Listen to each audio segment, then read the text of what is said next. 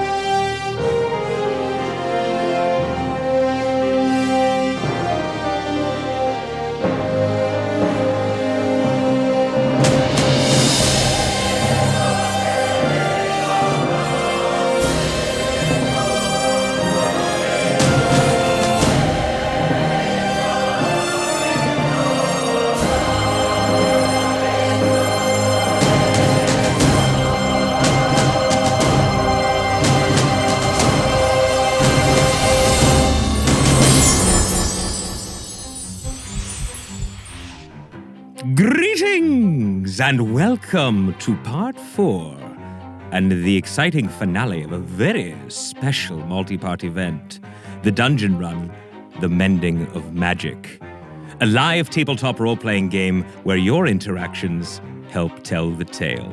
And a very special hello to everyone watching live for the first time. I am Lord Ereban, Keeper of Secrets, and your host for tonight's campaign.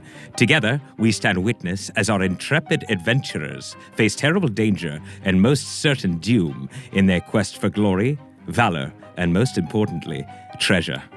As you know, our glorious Commander-in-Chief, DM, Jeff Canotta, is out tonight, but he will return next week.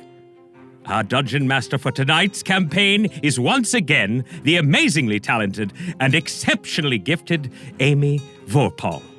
Now, throughout our time together, you will be called upon to help guide decisions made within the game. In addition to our live chat interactions, those that are brave enough can purchase one of 6 unique digital items. Before we get to them, I have a reminder for you. Since we're in a limited adventure, all digital items purchased for the Heroes of Bingle are locked up for safekeeping by me until we return to the underwaters of the Deep Reef next week. Now, back to the digital items. You could bestow upon the adventuring party the gift of advantage. That's the ability to roll 2 20-sided dice at once and pick the larger of 2. Or for those of you that feel the players have had it too easy up until now, you can set the trap of disadvantage. If a player has advantage, this disadvantage will counter it. And if the player does not have an advantage, they will roll 2 20-sided dice at once and take the lowest. After all, life is pain. Or perhaps you'll want to be the wind at our adventurers' backs and allow them to draw from the force of good deck. Or, to add an additional challenge, you can purchase a Force of Evil card.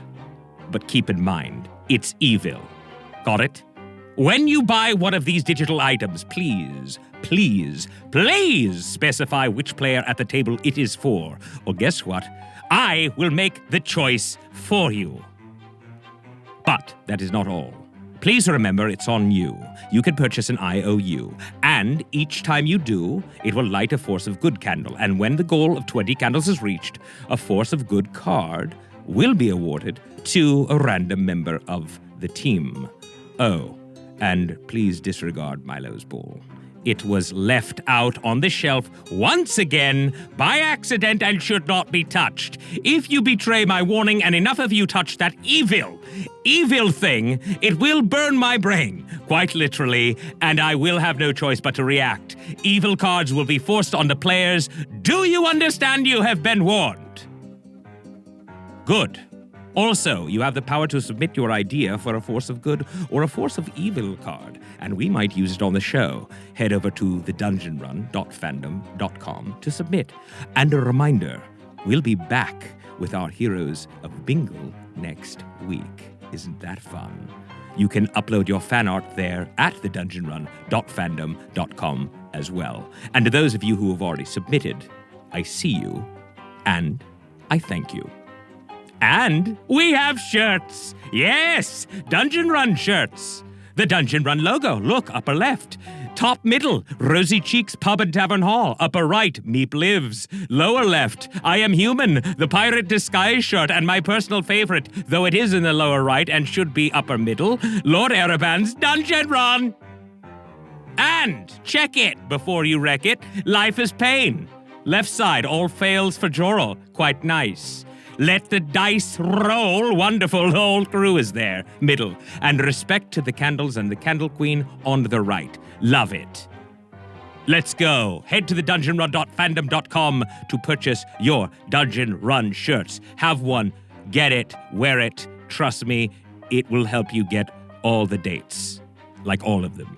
Now, let's meet our brave souls. The cast of characters.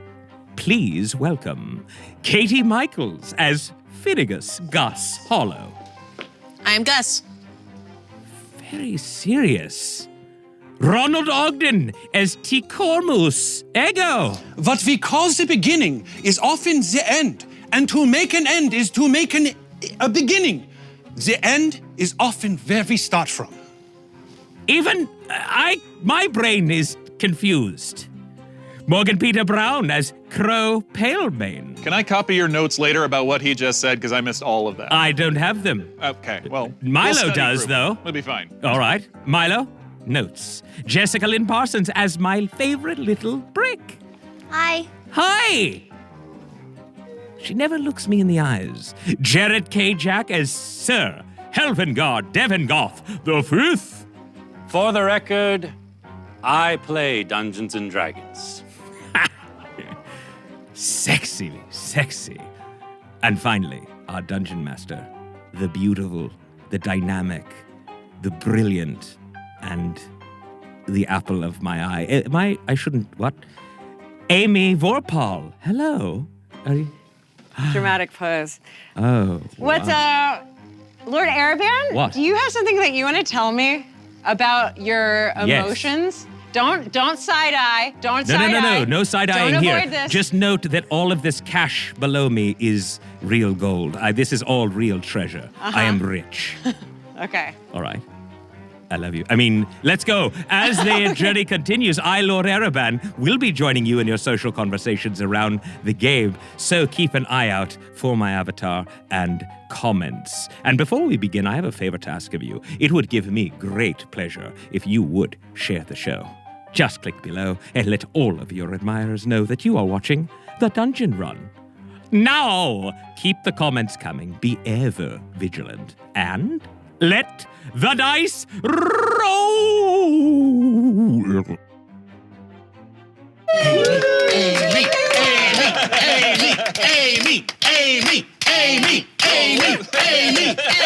It's the only time a dungeon master has ever gotten a chant. That's amazing. That He makes me just feel doesn't very want you good. to kill him. Thank you.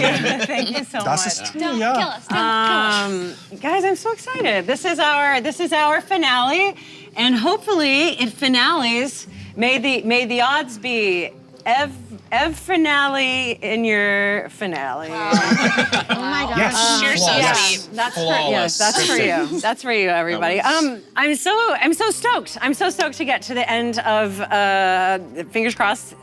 Just see what happens. The end of this adventure. way or At the another. at the very least, there will be an end. So let's see what it is. And I think I'm going to stand up the entire time because I'm very amped for this. I do want to. I'll say thank you at the end, but yeah, thank you so much to all of our viewers and thanks to everybody for letting me take the reins for a little while. This final episode, I do not plan on being easy. So anyone in the audience who wants to help everybody out, including me, feel free to do your thing, watchers on the wall. Okay. Watchers of the time guard. Okay. Time guard? Yeah, the time guard. That sounds like an extracurricular in high school. No. Time guard. It's a deodorant. We all know it's a deodorant. Yeah. The time stream. Okay. Watchers of the time stream. Do your thing. All right.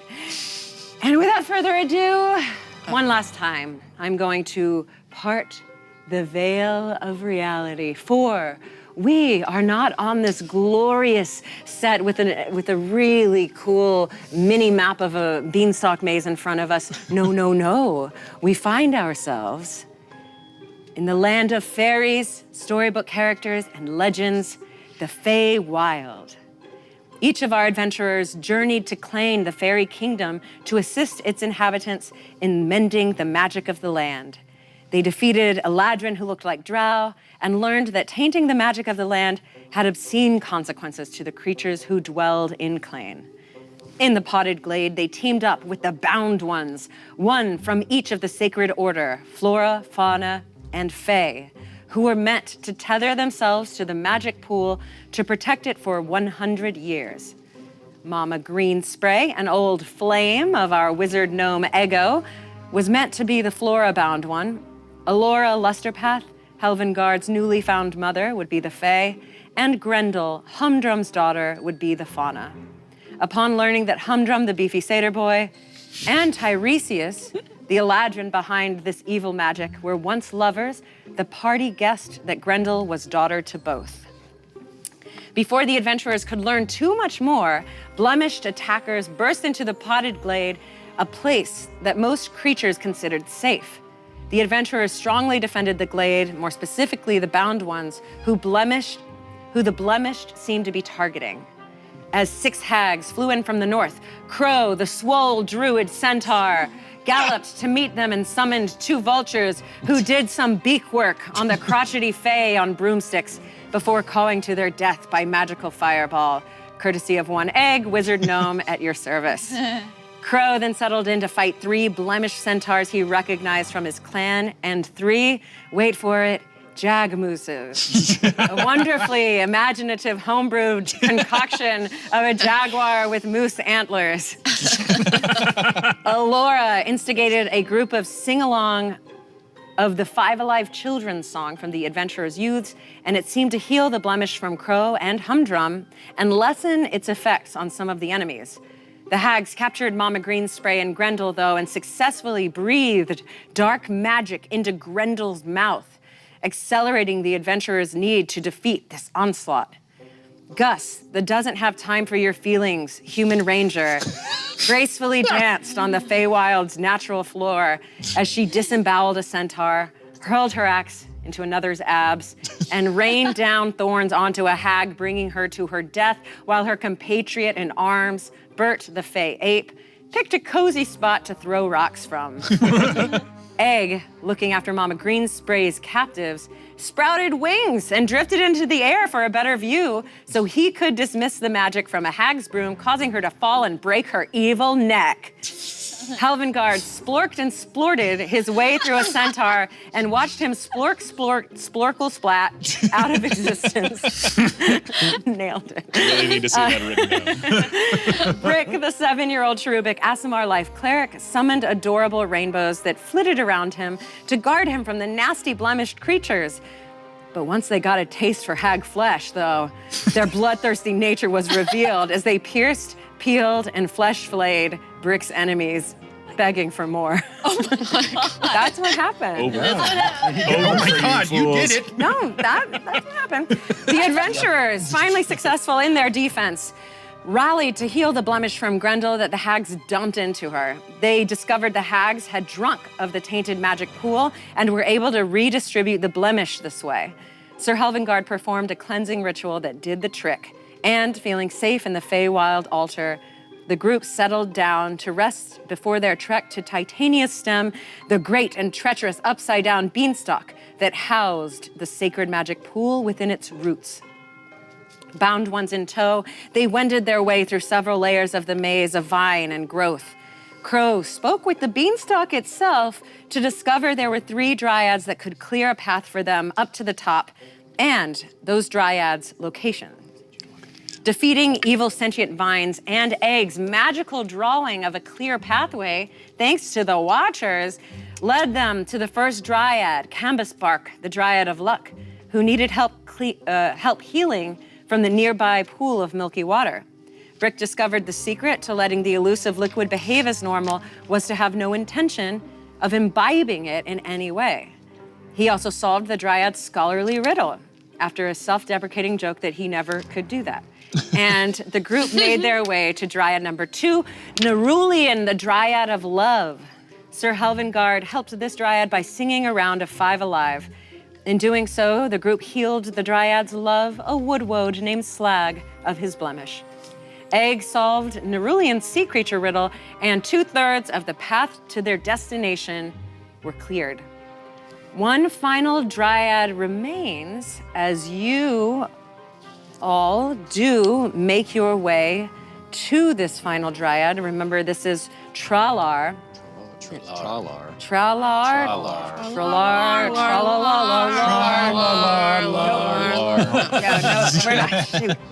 Yeah. Tra-la-la. Okay, Tralar.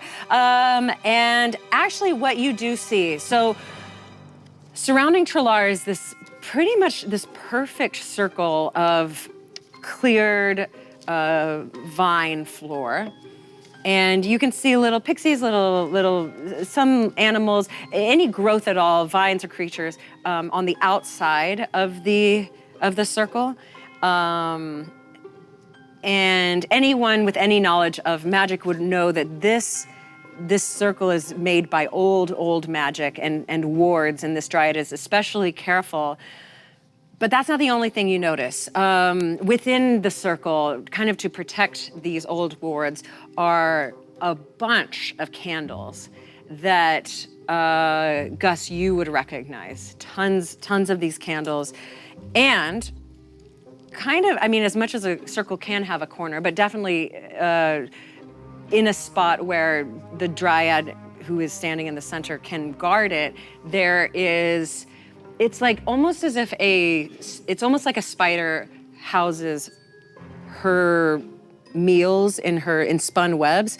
This dryad has a couple of creatures in vines in this corner behind her.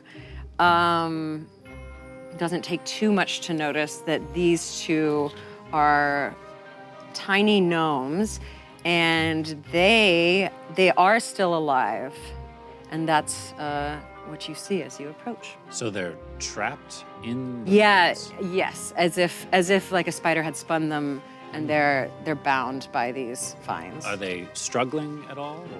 They are no longer struggling. They are whispering to each other. But yeah, they're no longer actively trying to break free. And the dryad's sort of guarding this? Yeah, the dryad's in the center. So the dryad's in the center of this circle, and then yeah, kind of behind her, Okay. up against some of the vines that act as walls on the beanstalk. She's kind of strung little, like the vines act like macrame. They look like kind of like macrame prisons for these gnomes. Cute. And the candles are in a circle, you said? No, the candles Okay. are like, I mean, they're pretty much covering, it's when you play a prank on someone with a bunch of cups, it's almost like that. Okay. Yeah, I mean, this dryad, and they're lit. I Right. mean, they're all different versions of height, but they take a while to burn down, as you know. So yeah. Tralar, Yes, that is me. hello. Hello, visitors. We spoke with your sisters. They sent us this way. Oh, good. Why? Well, we're trying to get to the top of the vine. Well, of course you are. And you assisted my sisters. Yeah, we got the passwords. A noble deed. Is everything all right? Yes, couldn't be better. I like your candles, they're pretty. They are, aren't they? I'm going to sense evil. And you can off just the do. voice alone. You sound You never evil. sensed evil on dare Humdrum, you. and that guy had a freaking voice Well, and a he face. legitimately scared. You do not sense any evil. I see. It is, yes, these candles. I loved these candles. I collected them, you might say, only to find recently that they are part that I have been had. I've been swindled and fooled. They are part of a huge pyramid scheme in the depths of the Feywild. What? That's Yes. not true. Oh, is it not? No. Oh! So, candles look the same. They all look the same. The candles, they all look the same. Same as what? Yeah. They all look the same. As each other? Is that why is that funny? You tell me. I think it's funny. It makes me laugh. You have been had. Is that how jokes work? You laugh and then the other person has to tell you why you're laughing? See, you and I are on the same page. No, this was not a funny moment in my life. And that is why I have strung up these two. Who are they? You recognize them. Oh, really? Yeah. They are brother Mason and brother Wellborn. Mason and Wilborn. Are they all right? I'll call to them. Oh yeah, they're kind of whispering, and their faces light up. They don't really want to say anything, but they're like, Save us, get us out of here.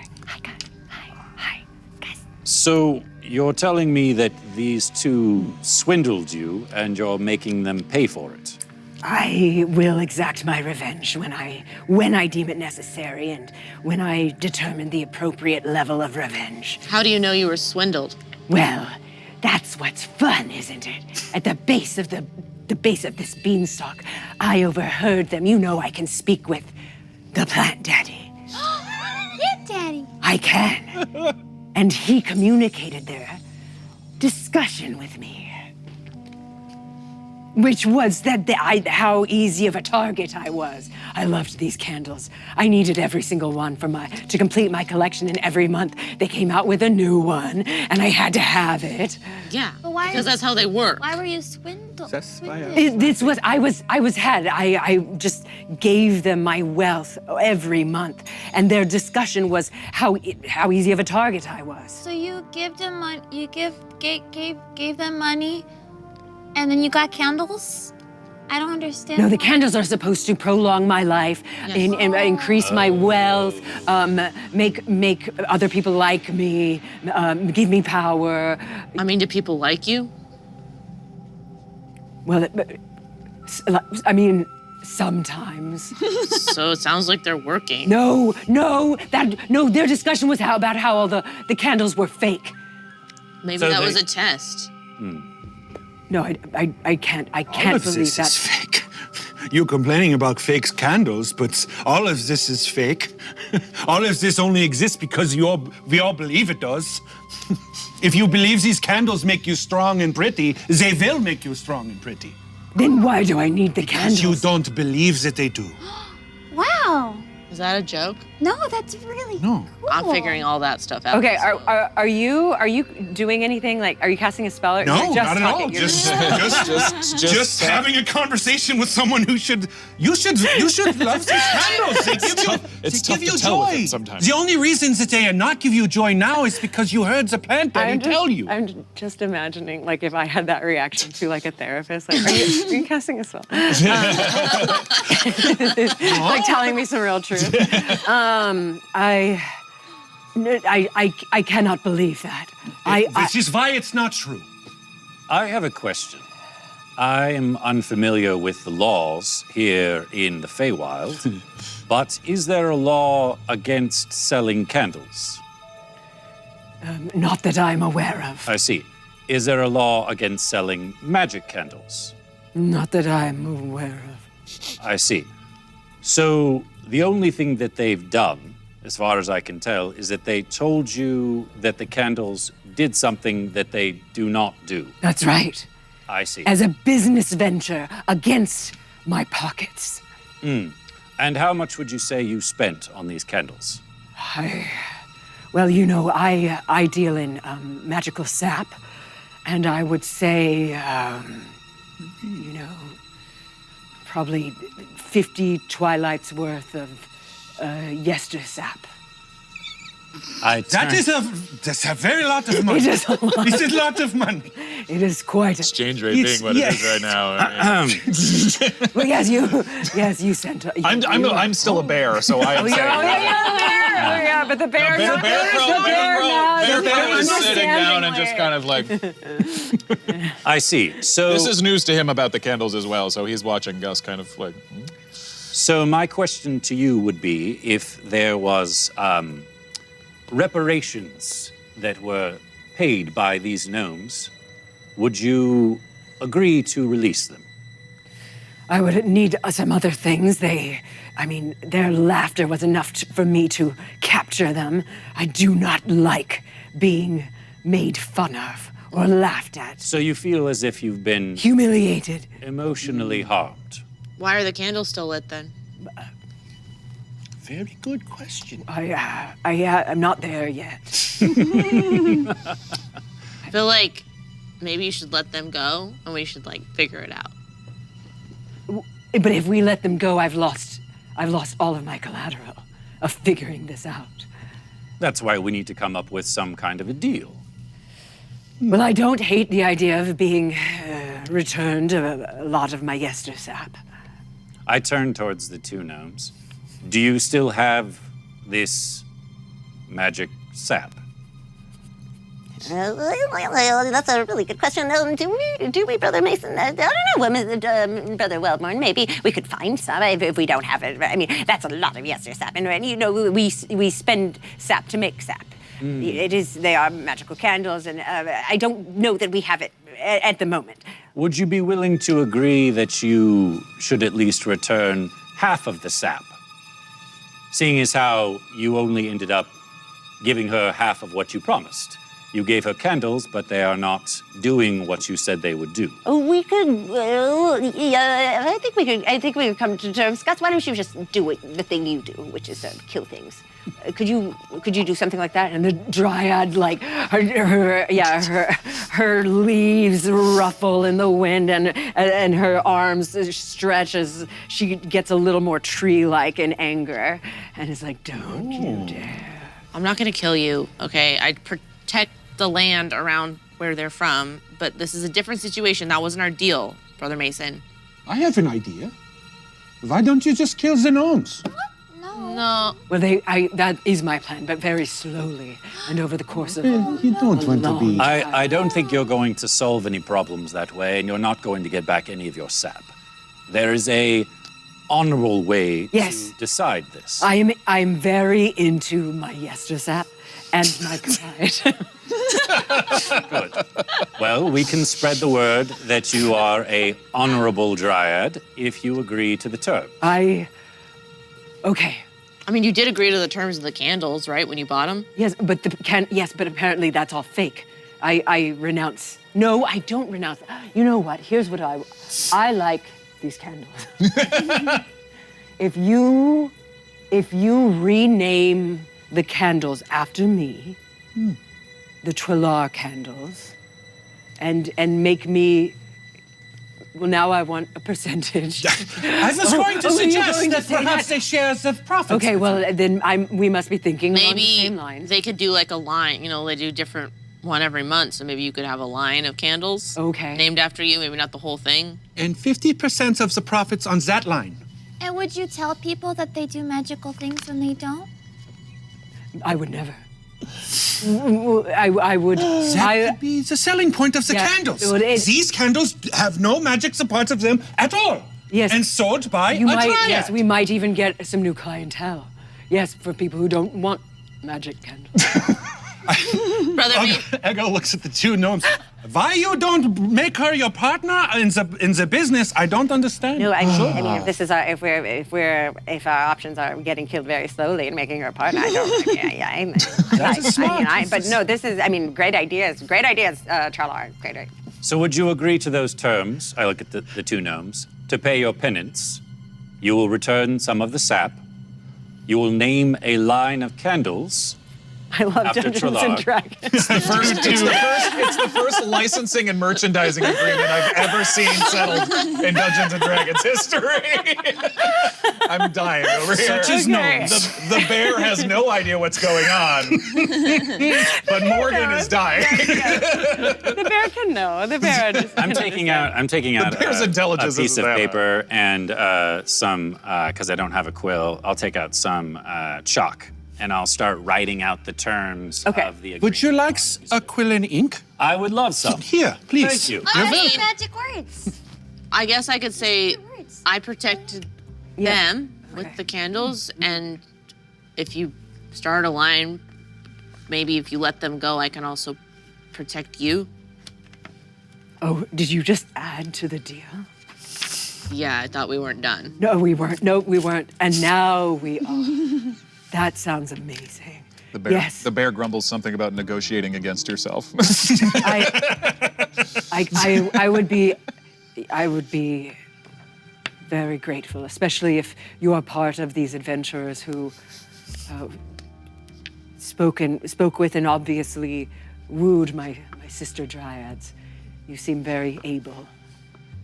Yeah, I don't know if we wooed her, but Velcro us there. yeah, I might have wooed her. If you got the passwords, Yeah. they were wooed. I mean, I think that's fair, right? Yes, I agree. And whenever you're, wow, you know how you're very good at contracts. Yes, I work part-time in a law firm. What? Paladin lawyer. What I love is I he's serve doing the contracts crowd. of law in the Feywild. I mean, yeah. Law and order. Like just That if, is my paladin code. if this is just what it is, this could be anything other than D&D. He's dressed for it. Yeah. Well then, I Can you? And yeah, she makes the gesture. The two gnomes roll out of their vine-woven cages, and they kind of bumble and dust themselves off. I gesture for them to come over and hand them the quill. Okay, right away. All right parties away. will have to sign. Yes. And they do. Brother Mason, as its brother Wellborn does. And then the ranger, or sorry, the dryad, you wrote ranger on there, but the dryad, Right, protected by I know, but I'm just ranger. explaining why Protection I said. from danger by ranger. I thought it had a nice ring to it. Yes, let's read this. Read out loud what it says. The candle line will be known as Trilar's candle line. The returning of the sap will be at least half of the original amount, and the protection from danger by the ranger. Can we make that rhyme less? Oh, I thought this was No, the I But like it's his it. favorite. No, I like it. Yes. trying to stick to the theme. Very well done, Sir Hal. Thank you. I like it. Was there anything else I'm forgetting? Half is the profits from the line. Oh yeah, have the profits Yes. in the line, and Yes. no more making fun of me. Have profits. That wasn't in the deal, but from perhaps it's line. easy to. Oh, yeah. We of course, will not make fun of you yet. We'll call that the removal of defamation of character. Perfect. Wow, that's a lot of big words. Yes. Perhaps you should put in there that if it is okay with each of the parties, I'd like every idea so I will serve as a third party if they need to A witness. settle disputes. Yes. Yes. I like it. Here, But does that mean you're gonna stay? please sign on the forever? dotted line. I come here quite often, child. There might be a reason for that. And Ego kind of looks over at Mama Greenspan. A lot of going on. And does she notice? I don't know. You tell me. Does she okay, notice? okay. I don't know if you're trying I wasn't to keep being. it. I wasn't hiding it. trying to be stealthy. Okay, all right, all Are right. you in love? You wanna? That's, Do you wanna? child, I've never been speechless, but you you wanna have made me speechless. Do you wanna kiss her? This is very inappropriate. think- Questioning I think at the when- time. when We are doing the contracts and the things. When people are in love, they kiss each other. The bear taps where a watch would be on his wrist. Yes, that's a good Yes, point. yeah. Crow makes a very good point that we don't have much time. Okay, the other dryad, Trilar, gestures and a wooden signature appears on the parchment. formed from the parchment itself. Soon from D&D, the new Notary Public class of Paladin. I take my signet ring and I melt some wax. Stand on there. Hey man, you cast a ceremony last time, so. I know. I'd say they should add that to ceremony. Yeah, lawful lawyer. Waffle. Lawful full of law. Is that a cantrip? Okay, so and you're actually signing it? Yes. Oh, awesome. Okay, cool. Can I see it when it's done? Of course. And then, okay, so the party's like, the little gnomes run up to you and they shake your hands in a lot of gratitude, and they're like, I mean, the candles are real. They're real. They do what they. and the dryad just eyes them. Just remember, this is a binding contract. I know. No, I'm talking to the gnomes. Yes. Yes, yeah, of course. I mean, yes, obviously. I mean, we see what she can do. Can I roll an insight check on the gnomes? Yeah. Okay. You have advantage. You have advantage. Thank and you. You have advantage from Squiggly. Thank you, Squig Squiggly. All right, here we go. Insight. So that's a 9, and that's cocked. 17. That is a dirty 20. A dirty 20. They are terrified of the dryad. And when they say, yes, of course, we understand. When they said to her, the state. candles are real. The candles are real, that. Yeah, you did sense some deception there. And it's unclear what they were, but yeah, they were calming her down using words that weren't altogether true. Got it. Covering for something. Using your bear stats? No. Wild shaping, I can use my own intelligence and wisdom and charisma. Okay. Or non-physical stats. Though Bear's wisdom is actually pretty good. Bear's wisdom is actually 13. Really? Yeah, believe it or not. So Trelar says, it seems that we are missing one signature. Ranger danger. Never really had to sign anything before. Yes, Welcome to civilization. welcome to the Feywild. Where you might have to sign. Feywild. You do know how to write, yes? Where do I put it? You do know how to Anywhere write down the along languages? the bottom. You can just put an X. Yes. There it is. Perfect.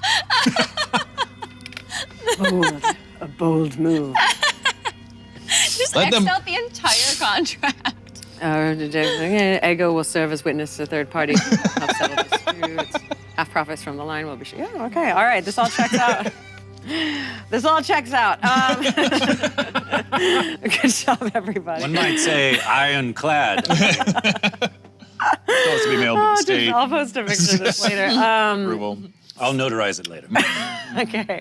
And Trelar says, well, with that settled, I feel redeemed. Thank you very much. And so I assume you're looking for the final password to clear the way to the please. top of the roots of the beanstalk. We probably should have put that in the contract. But you wanted... Oh, no. Well, that was a separate negotiation. If there's something else that you require of us, by all means, ask. Well, nothing I require, but a password is not so lightly given. You must figure it out from these words. I'm first at a table, second to stand, nowhere to be found, though, inside of your hand. I always start tasks, but I'll finish a feat. Without me, you can't have potatoes or meat. Can you say that again? I'm first at a table, second to stand, nowhere to be found, though, inside of your hand. I always start tasks, but I'll finish a feat. Without me, you can't have potatoes or meat. Tea. Tea, that's right. Tea. What? Ed? Tea's correct. Tea. Yes, the letter T. First at a table, second to stand. Oh. Nowhere to be found, though, inside of your hand. Well done. Start tasks, Thank you. finish feet. These kinds of I- puzzles are potatoes tough and for meat. me, man. They're When I not my heard- specialty. This I is got confused. this is what I like a lot. This is what you might call micing. Yes. We all have our strengths. Throw me word As problems. also- Throw me word or math As also problems is all Brick. day. Brick, you are very good problem solver. Okay, all right. good at This guessing. vine is approaching another vine at 50 miles an hour. On the Yes. beanstalk. Okay, here we go. Okay. Calculus. Great. Feywild SATs. Is it T like letter T? Yes, that's right. Or T? That's right, my child. And as she gestures, you do hear the creaking and groaning of the beanstalk shifting, and you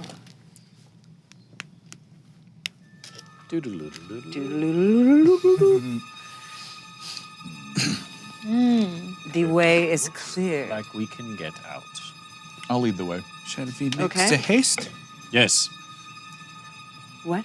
I'll lead the way. Okay, will you show me how you're getting out? Wait, Crow. Crow. I want to tug on your arm. Can I ride on you?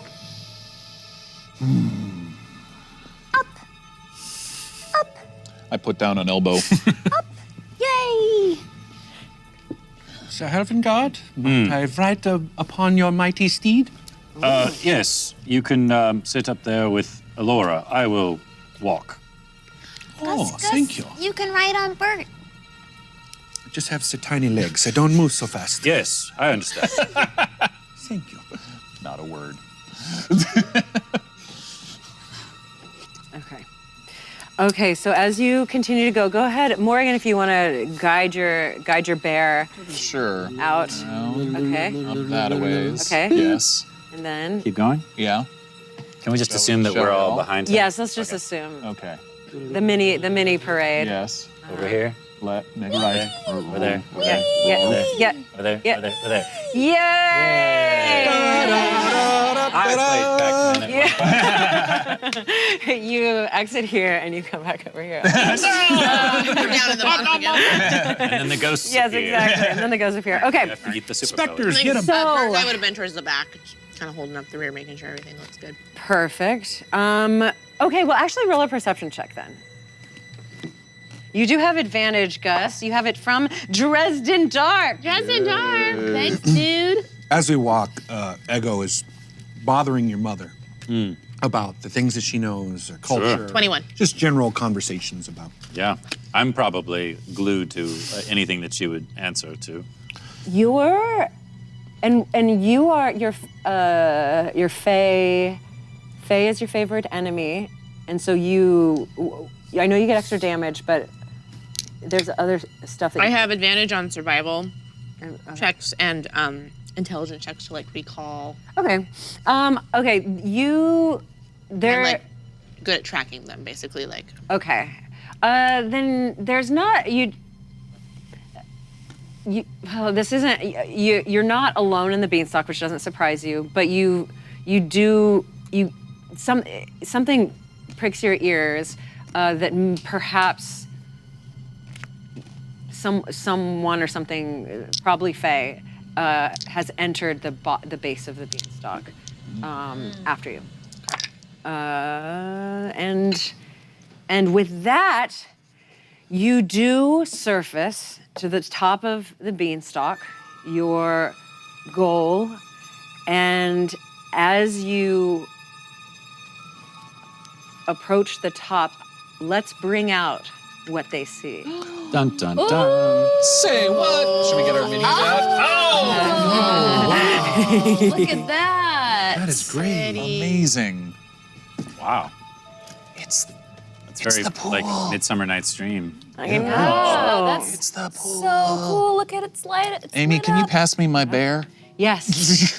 Here is your Or bear. does it actually go? Okay. Yeah, we'll Side note. Sure. actually Brick keep is you, with me. Okay, we'll Here's keep you Marty. guys on the maze. Okay, I'll Whoa. handle these and. It's beautiful. I want to see you little bit swim more. backstroke in the pool, Mr. Bear. Oh, you wanna get into this messed up? Ooh, and the light is changing inside Yeah. that is The so little cool. pebbles. They're It's like a hot tub at a hotel. Yeah. what? Yeah, it's or a magic pool, or it's like a magic pool. That's what I was going with. There's a sign next to it about not getting in if you've had I love diarrhea. it so much. No running around the edge of the pool. Yes. You guys, the Pool magic closes pool at only 10. up until 10, yeah. It's only up until 10. No lifeguards on duty. No lifeguards swimming at No risk. life candles on duty. Okay. Rest on duty. And Helvengard looks at all the rules and go, we are going to obey every single one of these. You are going to. Okay. So as you reach the top of the beanstalk, it's even more clear that you're at its natural base. Remember, it's upside down, growing upwards. Its roots are huge and thick and have almost fused together in this space to form a smooth, green, circular floor. You can see some of the roots on the circumference shoot out into the heavens, grasping for celestial nourishment. Some of the roots are a little closer to where you stand, have majestically sprouted upwards and inwards, forming curved walls and a 100-foot-high roof for this natural atrium. Around the edges, you can kind of see through gaps in the roots of the beanstalks. As you look out, you can see Clane far, far below you, perhaps 1,000 or 2,000 feet below you. Around, Is that so where our map ends, is that a drop? it would be a drop, except you do see at the moment, or you sense at the moment, that through these gaps, there's a strong magic ward that does permeate the spaces between the roots, keeping creatures out for sure, which is why you couldn't fly in, or perhaps in this case, keeping them in. Got it.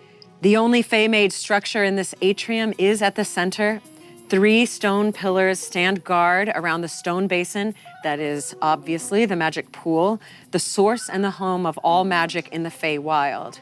Sitting like an enormous poised giant's cup, the pool seems to hold magic as if it were a refreshing drink. Etched along the side of this pool is the phrase, "To unbind and free these curseless, consider one girl who dealt with 3 Ursus."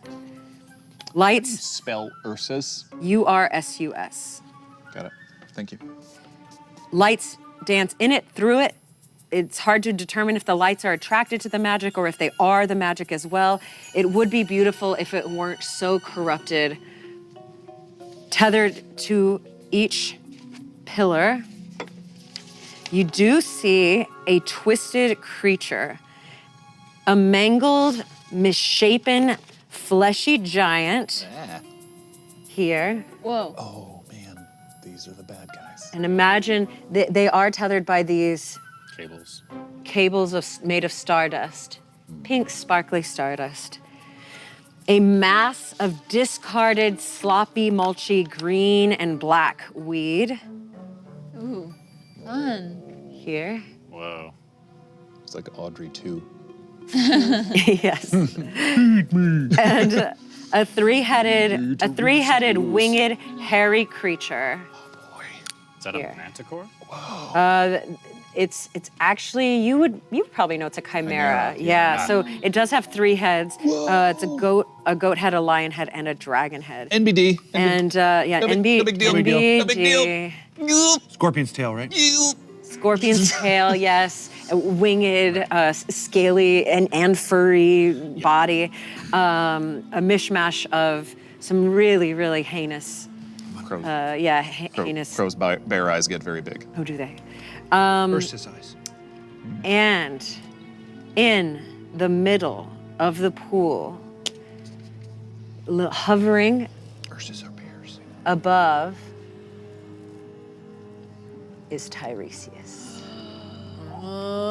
She's about a size of an eladra, not much there in terms of height or how even big she is, but between, yes, all of the magic that's pouring from the pool and enveloping her, she does seem to be extremely magical and powerful.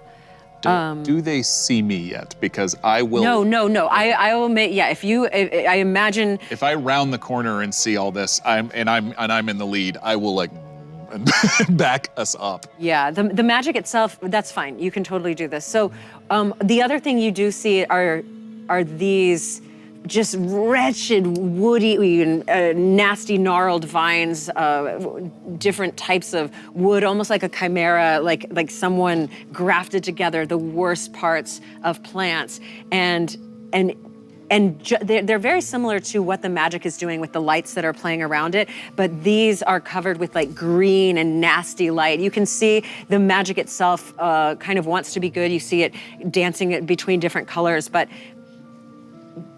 the pool is covered with, jelly-like strands of gross black and green Icarus growths.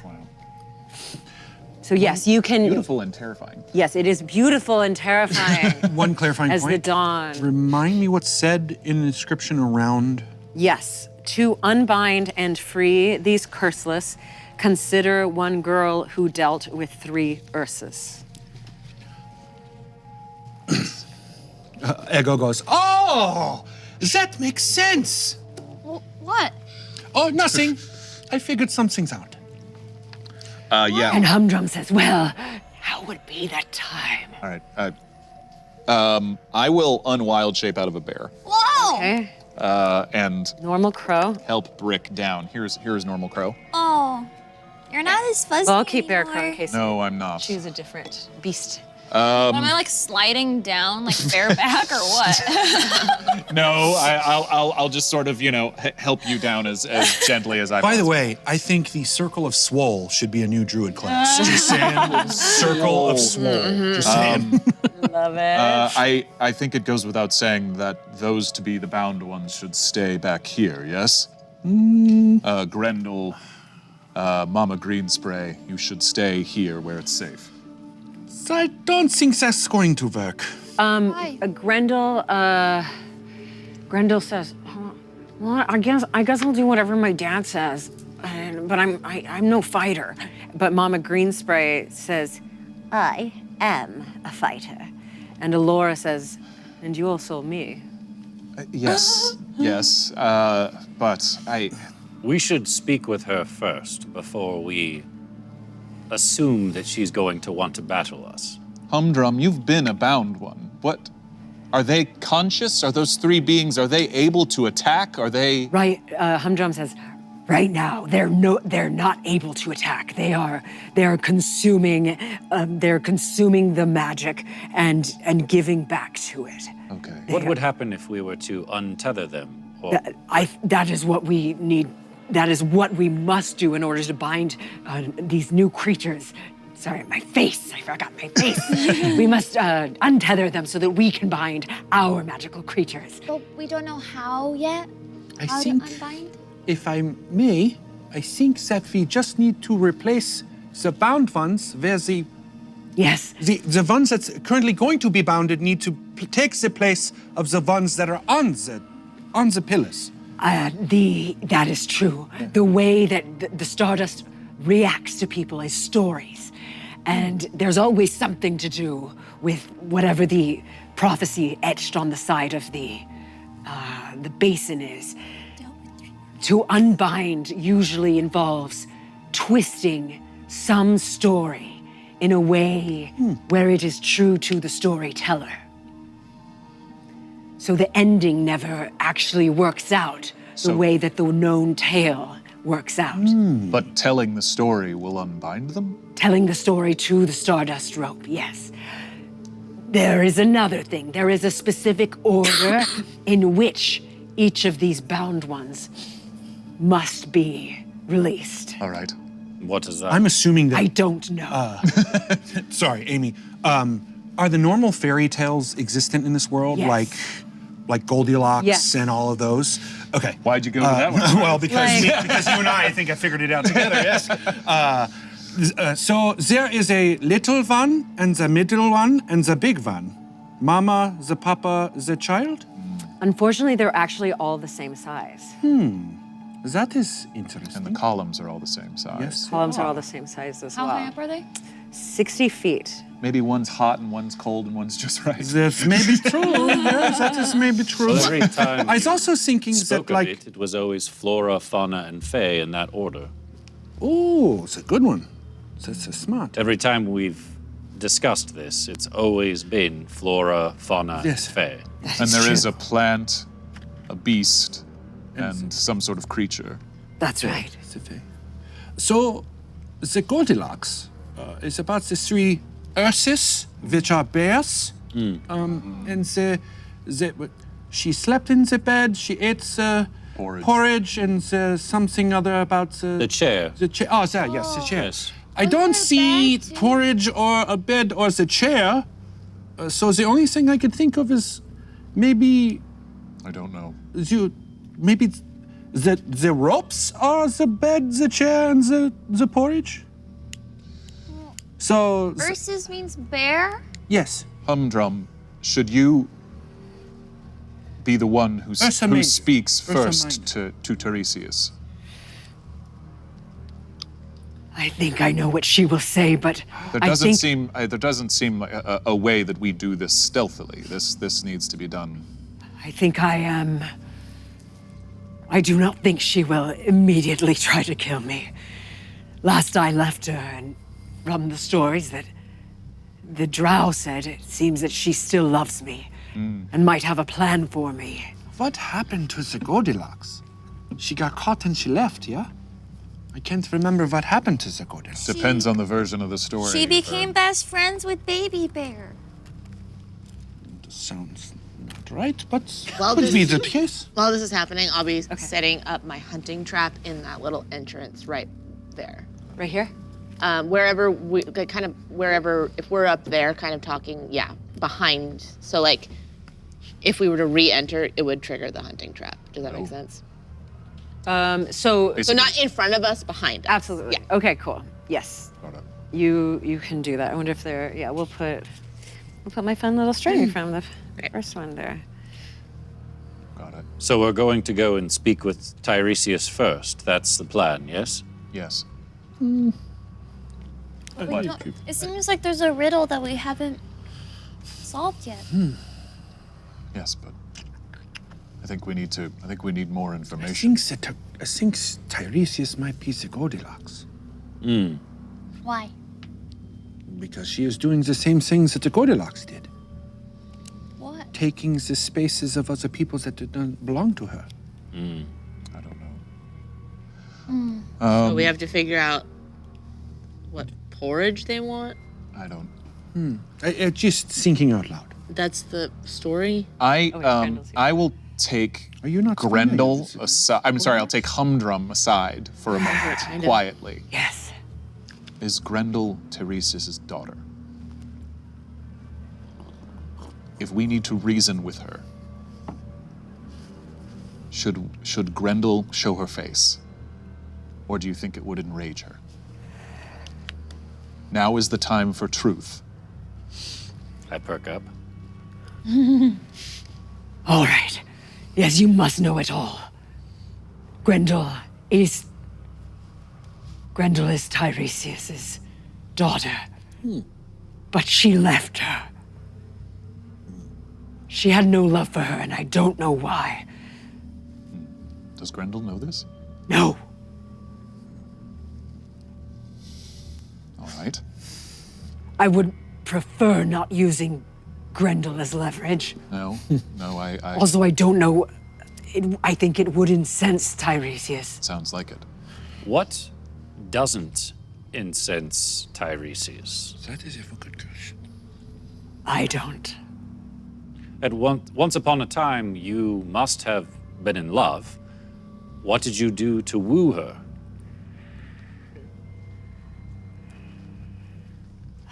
She's a thing for beefy satyr boys. I just was. I mean, look at me. I don't play D&D. He says, I think she liked the way that others looked up to me. For a long time, they still called me the Sire Satyr. The Feywild is so random, and somehow I... Sired a lot of satyrs? In a way, not the way you're probably thinking, but Personal question. I was a father to many. You commanded respect. That's right. Then he should lead the way. Yes, I agree. Why don't you go in first and try and talk to her? And I'm going to put a hand on him and close my eyes and cast protection from evil and good on him. Okay. So I say, if anyone tries to overthrow the law or disobeys it, I will not permit it, but will come to its deference, single-handed or with the support of all. Well said. Better look out. She might have eyes for you too. And so if is that decided? He looks around to the rest of you if you all are in agreement. We will go out with you, but I will stand at your side. Don't you think we should send him first so she doesn't know we're here? I do not fear this, Tyresius. Probably already know that we are here. That's a good point.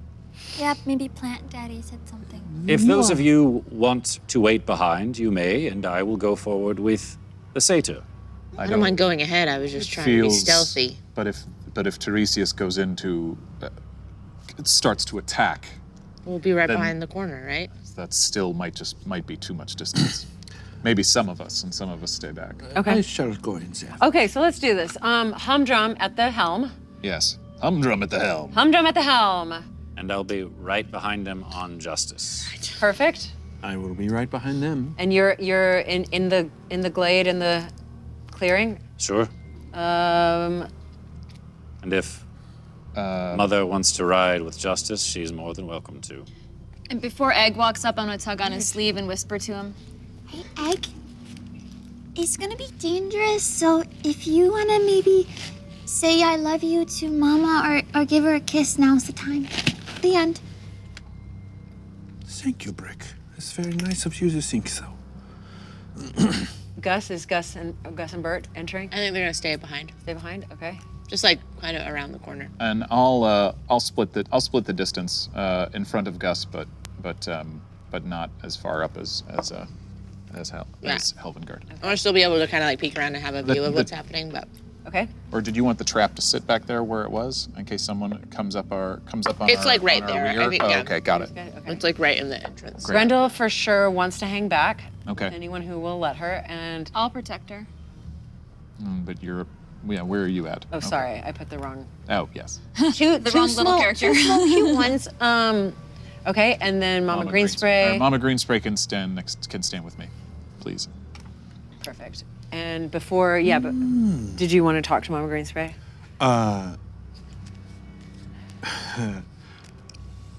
Yes. And man, how Ego says And she he shines his forehead a little. she removes her goggles.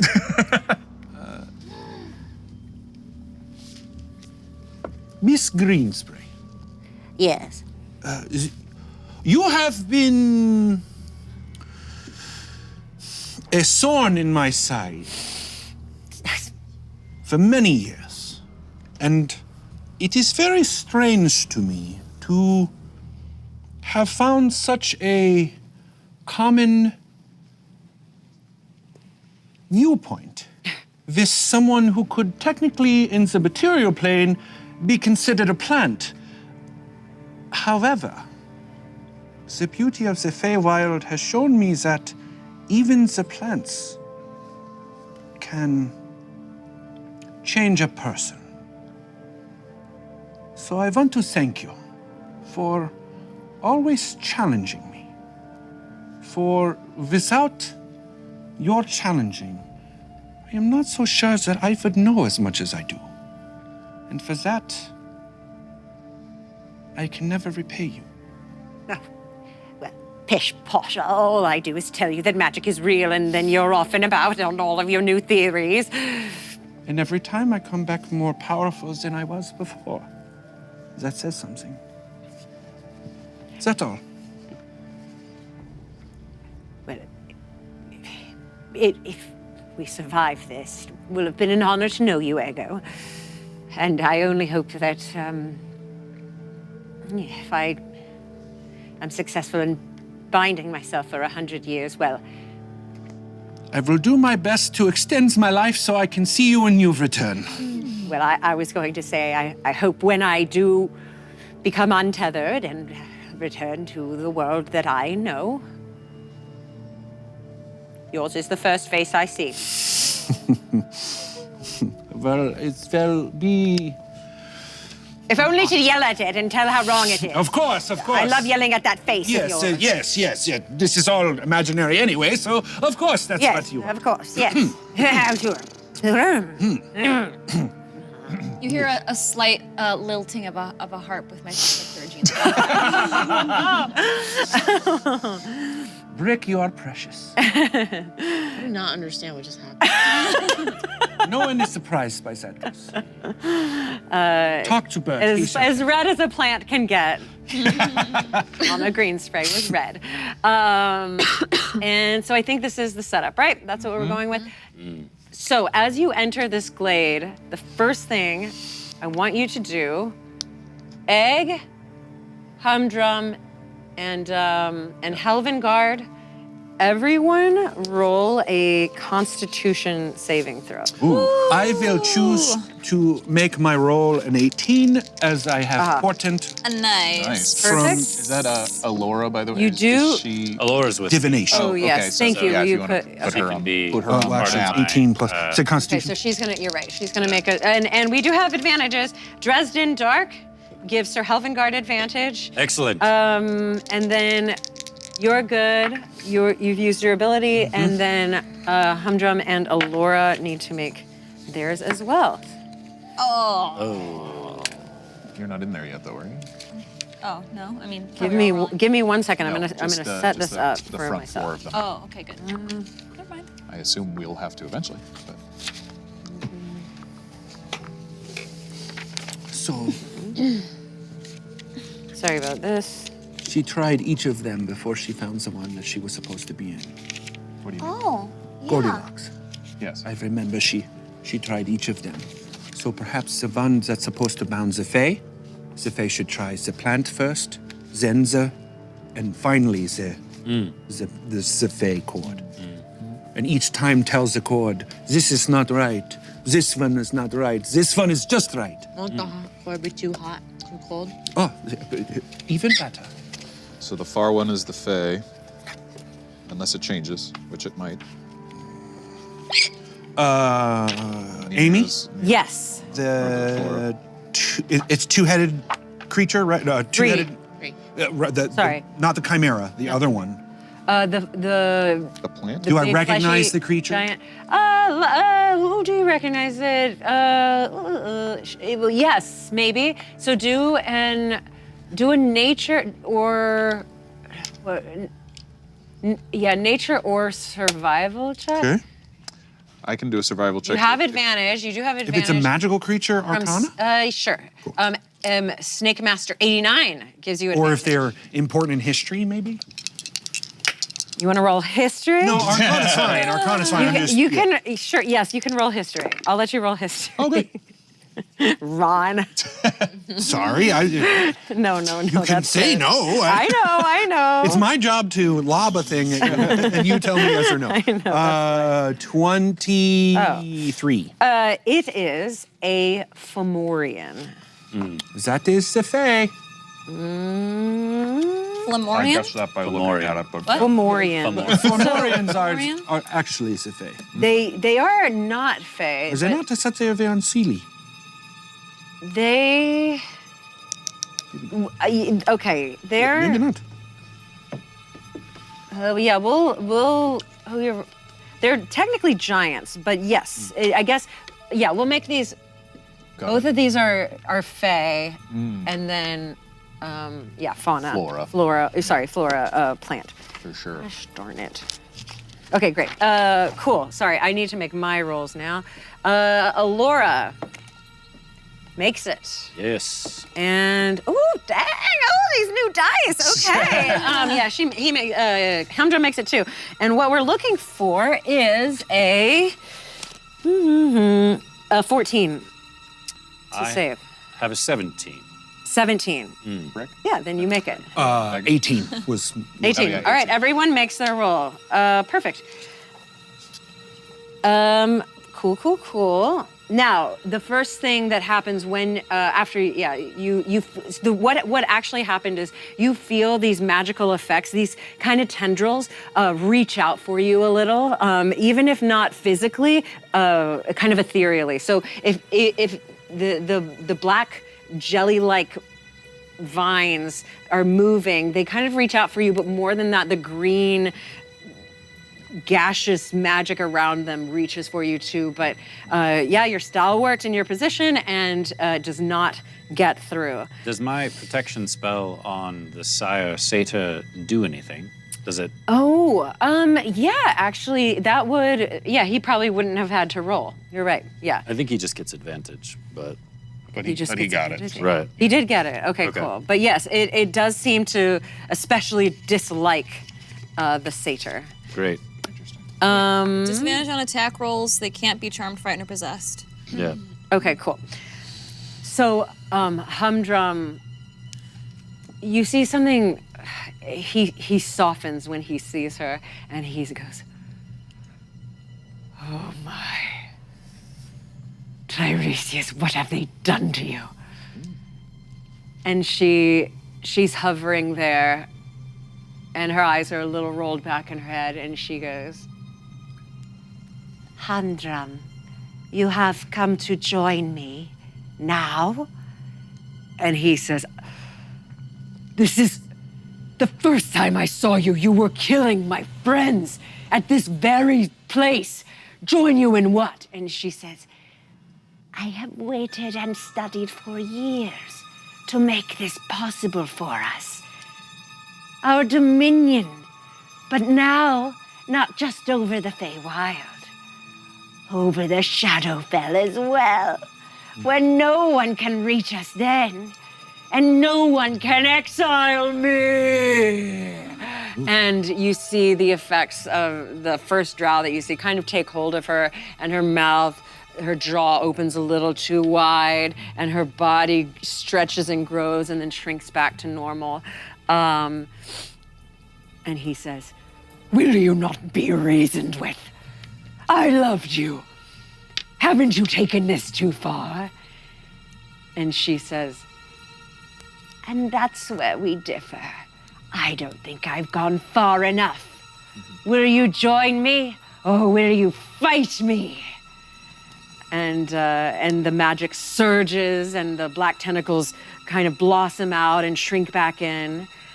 And he looks at the rest of you and says, "Then I will fight you, my love." And she, a tear runs down her cheek, and she says, So, "Be it." Oh, man.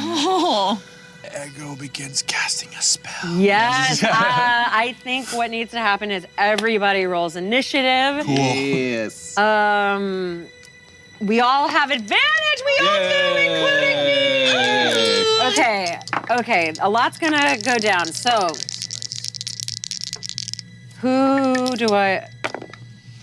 I'm gonna make all my good guys and all my bad guys go together. Okay. Or not really that. You don't need to know that. Okay, great.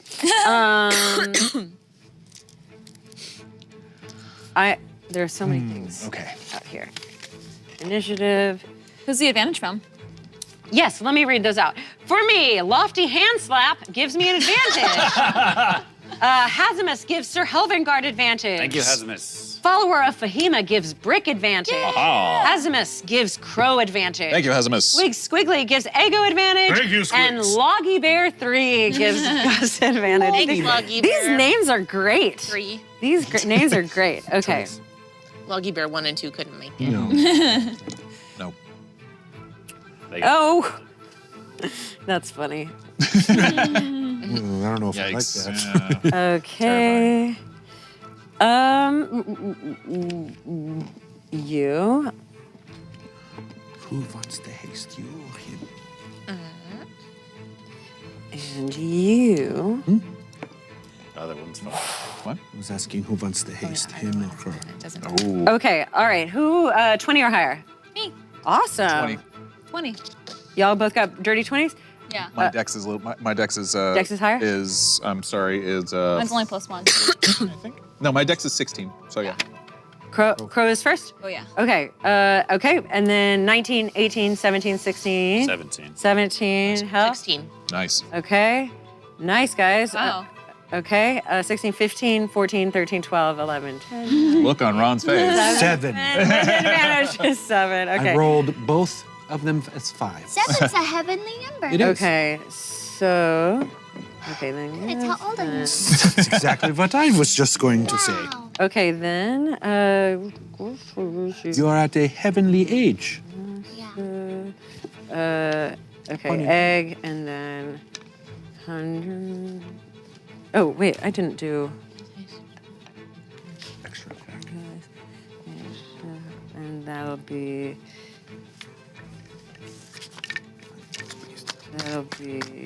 All right.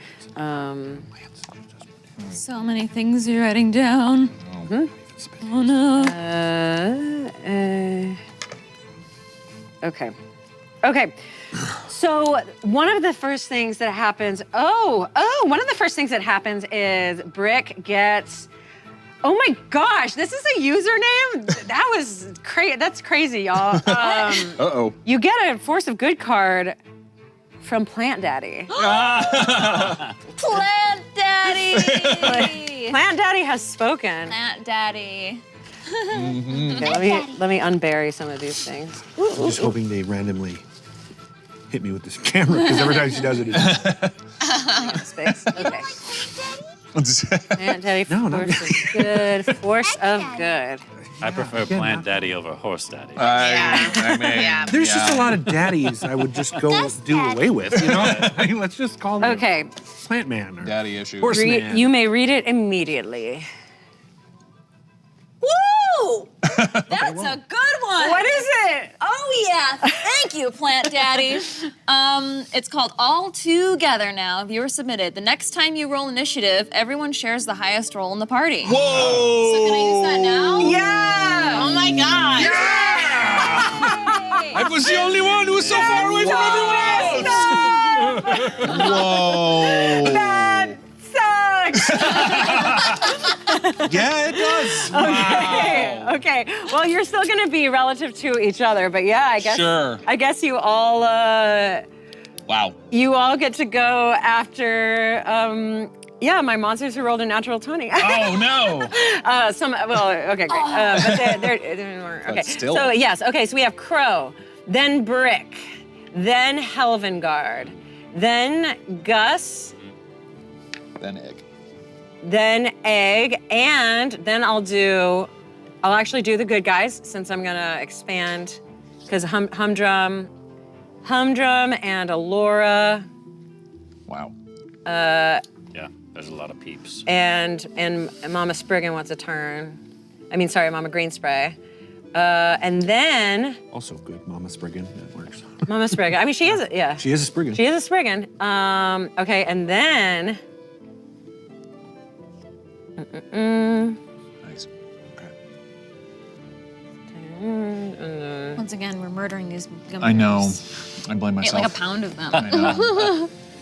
But the fates are not only on your side. The fates have spoken in a way that Milo's bowl is green and full, so let's get a Force of Evil out here too. Boy. And this one's gonna go to, what is it, reroll 5, reroll a 6, reroll a 6, a 2. Also to Brick! Force of Good and Force of Evil. Yes.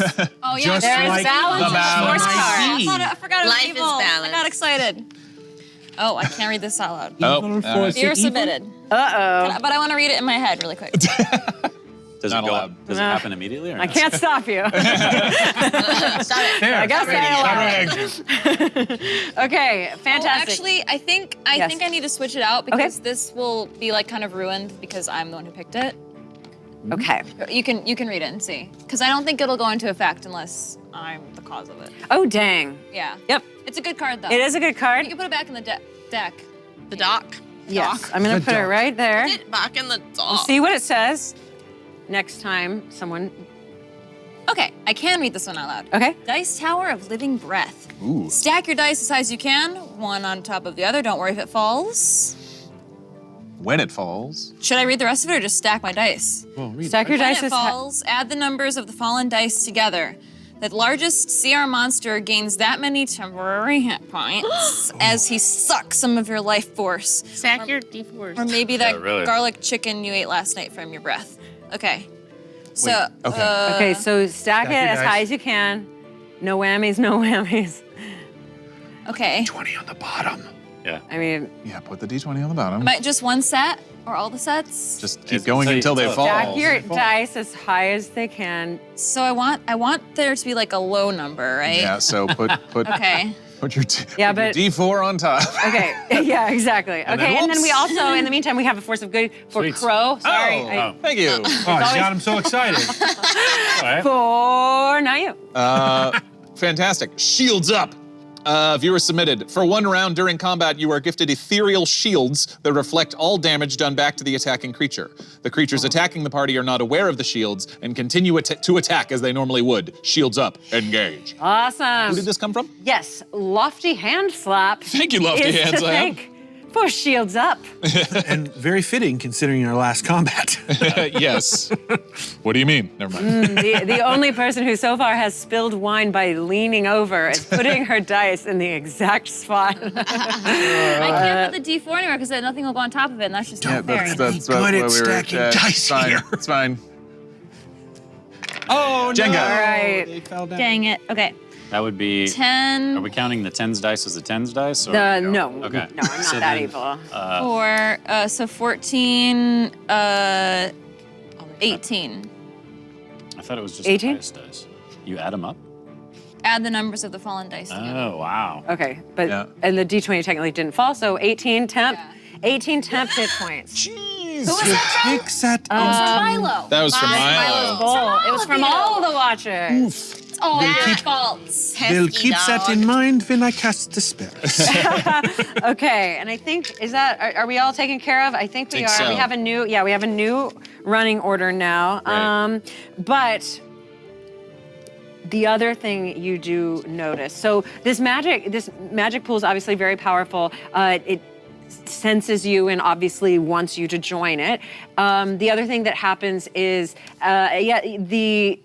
the beanstalk itself, nothing really seems to be wrong with it, but the entire surface just shifts slightly, rocks a little, and it's unclear if, you can probably tell it's normally held up by magic. This magic is making the beanstalk, as it stands on that one point, tip Oh, back and forth a little. okay. But no real effect mechanically at the moment. Just a rumbling beneath your feet. Okay. How high up are these creatures on the pillar? They are each 60 feet high. Whoa, okay. And how high up is the pool? This pool, that is a good dang question. 20 feet? 20 Yeah, feet it looks lip like of the pool? about like a 2 third of it, stories. Yeah. Okay. 15 feet, something like that. Wow. That's a big bowl. I have one Yep. of these guys. Yeah, 15 feet. Okay. Okay. Crow, you are first, and I'll let anyone who's even in the hedges still of the vines, you have heard this interchange.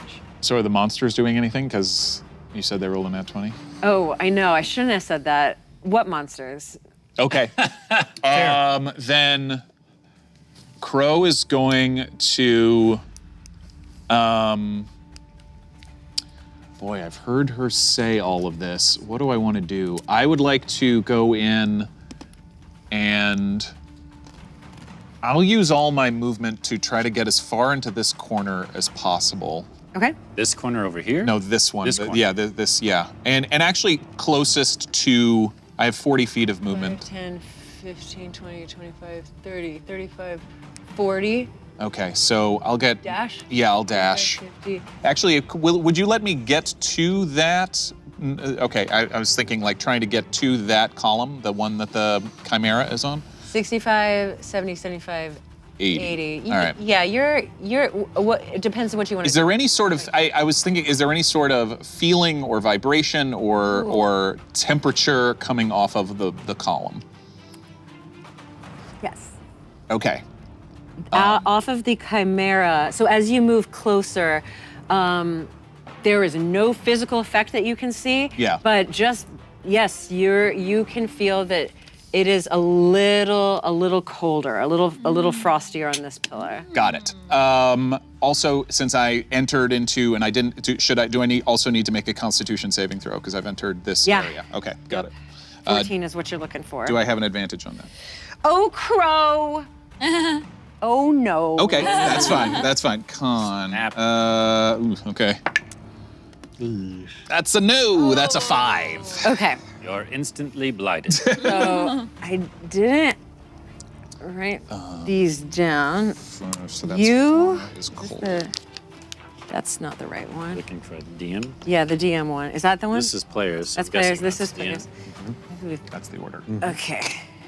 So the way you are going to take a level of exhaustion. Oh no. I'm pretty sure that's disadvantage on Ability checks. on It ability might checks. just be slow. Or yeah, you're right. Oh no, this is the freaking monster manual. Where's the dungeon master guy? Level of exhaustion is This is a disadvantage player's on handbook. ability checks. This is my player's handbook. That's your player's handbook. Does anyone know what is it? It's just disadvantage on ability checks. first Thank you. level. Okay, disadvantage Yes. on ability checks. Ouch. Yes, mark down that you have. We have one and level can you of keep that exhaustion? handy? Yep. Can you keep that? Yeah, so yeah, I have a quick reference. So that's, Okay. yeah, that's super helpful. Perfect. Do we see this? Do we see him come in and go, ooh? Ooh. Yeah, the magic reached out to him. The green magic reached out to him and was able to. Yeah, I mean, I guess it also makes sense because you have been blemished before, at least like in the throes of it. So it siphoned onto you pretty quickly, and you feel once more extremely, the sense of that you're so super cold. And Do I see like any kind of black on his skin or anything? nothing quite on his skin, but you did see the magic. While it did kind of dance around you guys, it actually seemed to penetrate him. Yeah. Got it. Okay. Do you say anything, or do you just run over there and? You turned to me or I turned to you and you just see me kind of slump a little. Cool. Right. But I'm still Yes. but I'm still up. I'm looking okay. The next thing that happens is Tiresias summons forth the green light from the pool, and it's hard to tell if you can even. Yes, you can see it, but it sounds like a burst of wind radiates around the pool's circumference. Okay. And barrier or something? yeah, sort of like a wind barrier, and it pushes like the smoky magic out. And it's not a thick wall, but it does seem to, be a circumference around her. Okay. Brick. I'm going to do the same thing I did last time, where I'm gonna kind of hold to follow or protect Grendel? Grendel. Grendel, Why do I okay. call it Gwendolyn. Grendel's not coming out though. Yep, she's gonna stay put. So, what So do you want to do? Uh, stay put? Yeah. Okay. Or you're holding your action. What would trigger it? If someone attacks her, I will Okay, use my shield and attempt to protect her. copy that. Okay. If somebody attacks Grendel? Is anybody else staying behind? I mean, that remains to be seen, but the way that they were talking doesn't seem like, unless Gus and Bert stay behind. Mama Spriggan and Alora. And the trap, I don't know if I explained it. It should be like behind them now. So like, Right. if They're not something gonna. was to They're not come gonna up- trigger it. Yeah, I'm Yeah. getting lost in the mire. No, you're fine.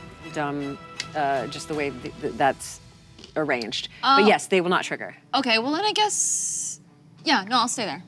Okay.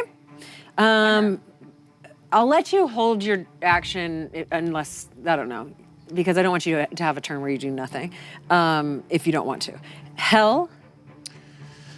Tyresius, I challenge you to battle. And I'll ride forth. Let's see. If you went that way, and I don't know what happened to you, so I'm going to go the opposite direction. Okay. And You passed your con check. I didn't. yeah, I know. And I'm going to use my Champion's Challenge. Each creature within 30 feet, so I'll pass over so that I'm within 30 feet of her, however close that needs to be.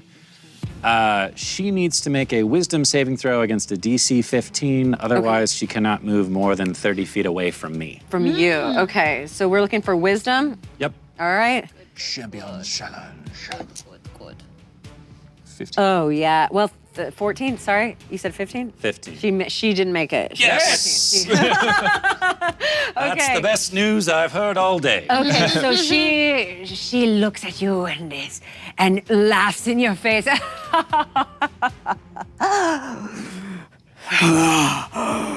You are more powerful than I thought. You will be the first to die. I accept your challenge. Awesome. And Okay. then I'll, let's see, that's probably 5, 10, 15, 20, 25, 30. I'll use the other 30 feet of movement on Justice, because he's got 60 to go to that opposite corner. Perfect. Okay, so as you, here? No, the absolute opposite corner over there. Yeah, so that she's still within 30 feet of me. So if I have to 5, cut 10, in a little 15, bit. 20, 25. Yeah, okay, sure. Yeah, as close as you need me to be to keep that 30 feet. I love it. Okay, Yeah. so you're there. And then, By the way, Yeah. when you passed this, or did you announce the temperature thing? Yes. You did. Let's You say told I everybody. Did, yes. So you were kind of on the lookout for that, maybe, perhaps, but you found it odd. There was nothing really going on with this. The first one. The first one. Okay. It's as if it's just right. And then, I love it. It's- and she seems to be drawn into me, which is perfect. So then I will. Yes. Her head swivels. I will cast, because she appears to be Fey, right? Absolutely. I will cast Protection from Evil and Good on myself. You'll lose the concentration. Oh, you're right. Keep it on. Keep it on drummy. But she just said she was going to kill me. True. I You're a liar. All right, well then I won't do that. lied. Okay. I'll use my action to dash and just keep going this way. So that I would say that this is all. Yeah, you could be here, but from moving here, that was about 30 feet. But you can get kind of here. Sure. And I'll eventually be heading out this direction. Okay, perfect. So you'll be around. And guess Since I'm so what? close to that pillar. Is that pillar hot? It is hot. Yeah. It is hot. Heat is radiating from this pillar. It feels warm over here. Funny. Just saying. Kind of cold over here. Gus? Okay, Nipples hard? does Grendel feel... Coming from the 7-year-old boy. That was not Greg. You've been blighted. Does Grendel feel, does she look scared? Or, I mean, Yeah, she's yeah. like heard a lot of this stuff. No, she's out of her element. Yeah, okay. So Gus, like, goes to leave and Bert's gonna grab Gus's arm and kind of, like, do a little head thing at Grendel. Yeah. And Gus gonna turn around and be like, do you like to play games? Yeah, I mean, I was playing games with the pixies and the waterfalls before you guys showed up and all the bad stuff happened. I mean, this is kind of like a big game, you know? Gus and I play games sometimes. I mean, Bert. I'm Gus. Okay. What's your favorite game? Well, I like when I like throwing the rocks in the waterfalls, and then the pixies catch them just before they hit the water. Or sometimes I'll throw them and they'll make the rock skip for me if they're feeling good. That's cool. We play rock games. Well, Brooke, you're gonna stay back here, right? I guess. So maybe you guys could Bert and I play a game where we eat something and the other person doesn't see it, and then we both throw up later and we try and figure out what the other one ate. Best character detail I've ever heard. He likes the line Wait, between I'm Gus having a hard and time following. What happens in this game? Wait, just We're, like, walk me through out in it. the forest and we're like hunting. We'll like, have snacks or whatever, and then later at the campfire, we'll throw up. It's called regurgitation guesstimation. Wait, Yes, I can use your help. I'm right next to it. and you like look at the bones and you like try and figure it out. It's like a fun like mind game. I don't usually ask Wait. for help, Gus. wait, are your snacks alive? Why are there Sometimes if you're in the forest or hunting. I'm not saying you guys have to play that game. I'm just saying maybe it's like distracting, something to pass the time. Kismet does it all the time. Oh, I'm good and distracted right now. I look at Bert to see. And I don't know Bert's how like, people work. Oh, and then just is like, okay, we can go. So that would be my whole turn. And then I'll turn to like leave. okay. I'll let you have a movement if you want. Yeah, so I'll if you start wanna get moving there. out towards like kind of coming around. Okay. I love how Maybe Bert that's is sort of more athletic. human than you are. Let's go ahead. If you're gonna enter here, I'll go ahead and have you do your constitution check at right now. You do have advantage though, from Dresden Duck. Nice. Thanks, Dresden. Ooh, that doesn't go in the thing. Oh, great. Not great. Did you roll twice? I did. Good. And neither of them were. 14. 14 Good. is what you're looking for. Nope. Yeah, no, I don't make it. I rolled an Okay. 8. All right. You take a level of exhaustion, Okay. so that's disadvantage on ability checks. Okay. Just ability. Just ability checks. Oh, First good. level is, yeah. Yeah. Yes. Second level is your. Thus. And, Okay. Egg, your turn. and disadvantage ability. Yeah. They're cumulative. Egg. Well, I was going to cast a spell on the man on the horse, but he went over that way. So, I guess we can tear out. Question before I do that. Okay. The trees that are there that are black and sparkly. Yeah. I'm assuming those are roots that are. No, that's how they look. But what you can totally walk through them. They're magic. Gotcha. Yeah. Cool. Then, great. We cannot tear out a single page of our life, but we can throw the whole book in the fire. And he casts Fireball on Tiresias. Nice. Centered on target. Yeah. 20, Yeah. 20-foot radius. A 20-foot radius. Correct. And for her saving throw, it will be a 2. Wait, what? Important. I can make her fail her saving throw. Oh, okay. Just once. She Just once. fails it. Yep. Yeah. Unless unless she has a plus 13 to her saving throw, which may be the case, I guess. No. No. No. Yeah, I need 8, but I have 4 myself. Great. So thank you. Okay. Light her up. Ooh, it's a good roll. That is a good one. 12, 17, 29, 34. 34 Okay. fire damage. Yeah. 34 fire damage. Yeah, you can tell that. Okay, so she's been talking to her old love and kind of refocusing her attention to the paladin on the horse over here, and then from the back of her head, she feels this searing heat as she's just plummeted by an exploding blast of fire on her back, and she's kind of shaken forward, and she lights up and the magic disappears, but her entire back is lit up in flames. And then Ego will use the just right pillar to put the pillar between him and her. He's going to use it as cover. Yeah. Okay. Boop. Yep. Cute. Aw. I want to take a picture. Oh, we have things for that. Okay. Amy, there are a bunch of cameras around. Cameras everywhere. No, it's taken 4 weeks. No one's told her. No, it's fine. Never mind, it's just us. It's just us. Time watchers. Shush. Oh my god. Don't spoil it now. Oh my gosh. Oh, that's the purest moment. Okay. When she parts the veil, I mean, she really parts the veil. Really parted that veil tonight. Reality. Okay. Literally. So Alora, I'm still getting over She's still the on the legal horse. agreement. Yeah. on the horse with you. In the Might want to Feywild. get off In the the horse Feywild, so she of all doesn't get- places. Yeah, she's gonna Water get deep, off the yeah. horse with from you, and she's gonna make her own way up. You can go your own way. She's gonna try to. She's gonna climb up there. She's gonna try to climb. Oh, Whoa. Up.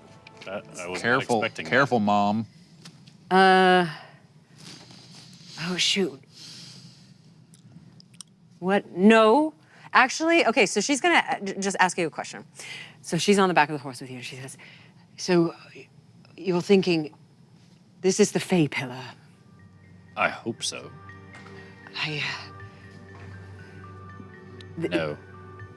This is the one. No. Mother. No. I came out here for this. This is the one I must be bound to. No, Mother. What? You're going to bind? Yes. All right. You said that before, but I wasn't sure you were serious. I'm always serious. Well.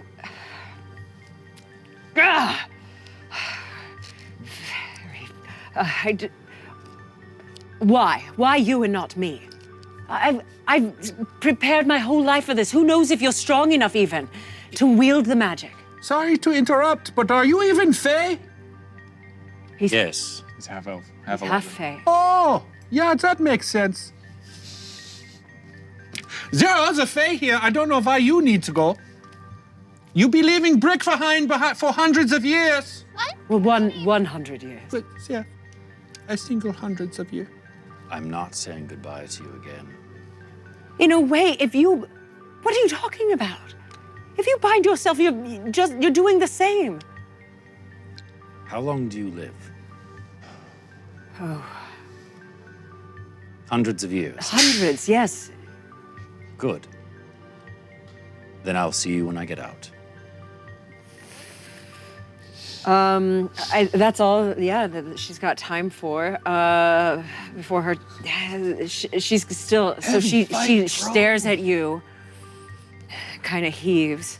There's a mixture of pride and like utter desperation in her face, but she steels herself and makes tries to climb up into the pool. Where is she? There she is. Ew, okay. Yeah, that'll be her movement. Is kind of climbing to the rim of this. Is that wall of wind still up? Ooh, good call. Yes, it sure is. It didn't affect the fireball at all, though. It didn't. So actually, Would the fireball have affected the wall of wind, though? no, the fireball didn't affect the wall of wind, and it didn't get pushed away. Amy, was the wall of wind that he cast an arcane spell? She cast it. The wall of wind. Tyresius cast it? An arcane spell. Yeah, was it an arcane-based spell? Yes. 16, tell me what spell that is. Okay, gust. Gust, cool, thank you. Yep. Gus. And actually, I cast Gus. And Gus appears. she didn't make this save, so she's actually pushed back. She's like holding on right here. Nice. Oh, cool. Nice. Oh, nice. Wow. Okay. Okay, then Mama Green Spray shows up, and she must make a Constitution save, and she does. Great. And Tell her to start talking to the pillar. yeah, she's gonna go up here and. Start telling the story. Oh, good call. I think. she's going to say, Not yet. I need to get up there. and begin climbing. Okay. Her. Amy, Yes. is Kismet large enough to help her climb? Kismet. Owl. Oh, Gets an owl back. interesting. I love it. So sure. Yeah, this owl is gonna grab the weird humanoid petrified wood arms of her and try to assist her, which would be great because she did not make that that athletics check. So we'll give advantage. We'll say that Kismet is trying to keep her aloft and make her light on her. Can we see on top how they're tied to the pillars at the top? Yep. Yeah. Achieve her destiny. It actually looks like the ropes themselves kind of branch out at the top too. So they're kind of, it's not just like they're binding them like it all exists right here or anything. It's more like the stardust kind of creates a little shell for them to sit in. And she does make that, and so she's able to climb 30 feet. And we have these, which are really fun. Oh, wow. Okay. So she will say that this is halfway, even though it's should we do this guy? Those are sturdy. Yeah. Okay, so she's halfway up Wow. with the assistance of Kismet. Great. And I need to find out where to go. Those are great. it's Humdrum's turn. Humdrum, boy. Those I like. Boy. Where the ding? No, you're right in front of me. Okay, so he's going to see what you did and light her butt on fire. So she's going to cast a fire. He's going to cast firebolt. +6 and it misses. Double firebolt. Dang it. No, firebolt. It misses though. He kind of takes a page out of your book and just the angle that he's standing, he just kind of misjudges it as the firebolt just rams into the side of the basin and kind of disperses amidst all of the green fire too. So with that, it is okay. It's the beanstalk's turn. So Okay. Is Grendel Layer action. Grendel's gonna hang back. Okay. Can I use that held action to just sprout my wings? Yes, absolutely. Yeah, you sprout your wings and I'll let you, you're gonna peer around the corner and see all this is going on. So at this point, the beanstalk does rock a little. Okay. It rocks this way.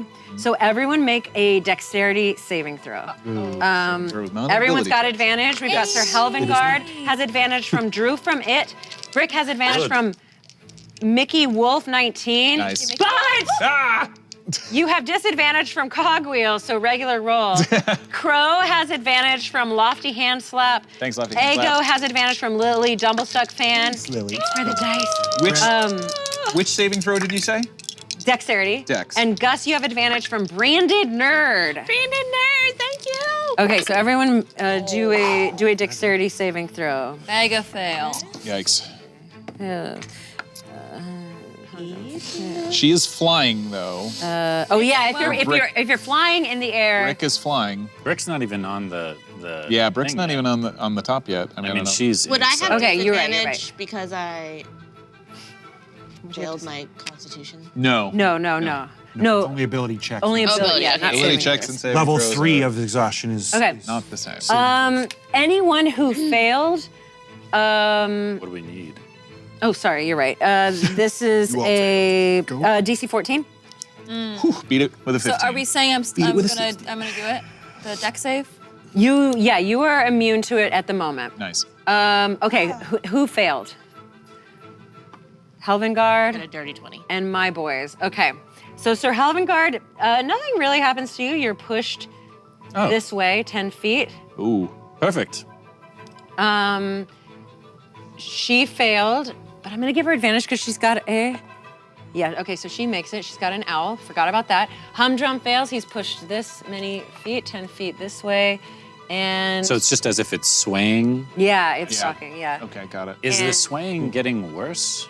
Is it going back and forth faster and faster, or is it just Yeah, kind of? At this moment, it's just one sway. Just one rock that Okay. way. Yeah. Got and it. she's got it, and then What about Allura? And then Allura falls off. She takes just 1d6 of falling damage. That's fine. She has aid on her, the 5 temporary does. hit points. Got it. Cool. Yep.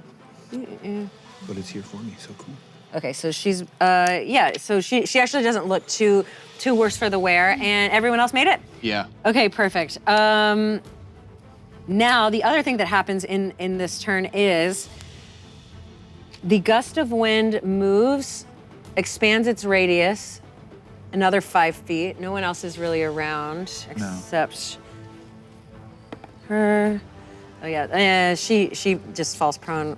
She probably would have been anyway. And anyone who succeeded the Constitution save will never need to roll this again. Cool. Nice.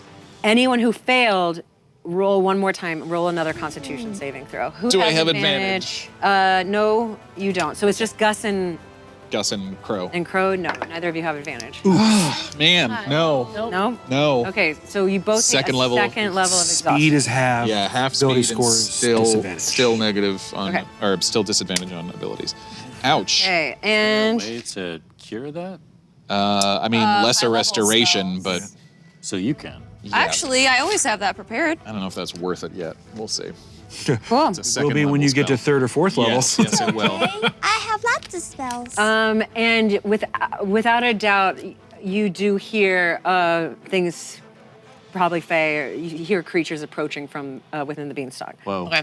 Okay. Oh, no. Okay, Crow, you're up first. Okay. Gosh, all right, so I've seen Mama Greenspray needs to climb up. I see, I call out to Humdrum. The only way to unbind them is to send the new bound one to the top? Someone must. You have to unbind them by someone must tell the tale. Tell a tale with a twist ending to the Stardust rope. Okay. It's that simple. It's very simple. I can't believe I didn't figure it out sooner. Aren't you from here?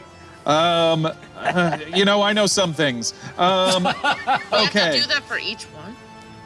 I'm going to see Tyresius, and I'm going to cast Moonbeam right down on her. Dang. Okay, is that a saving throw for me? It is I believe it's a Constitution saving throw of 14. 14. Yes, con.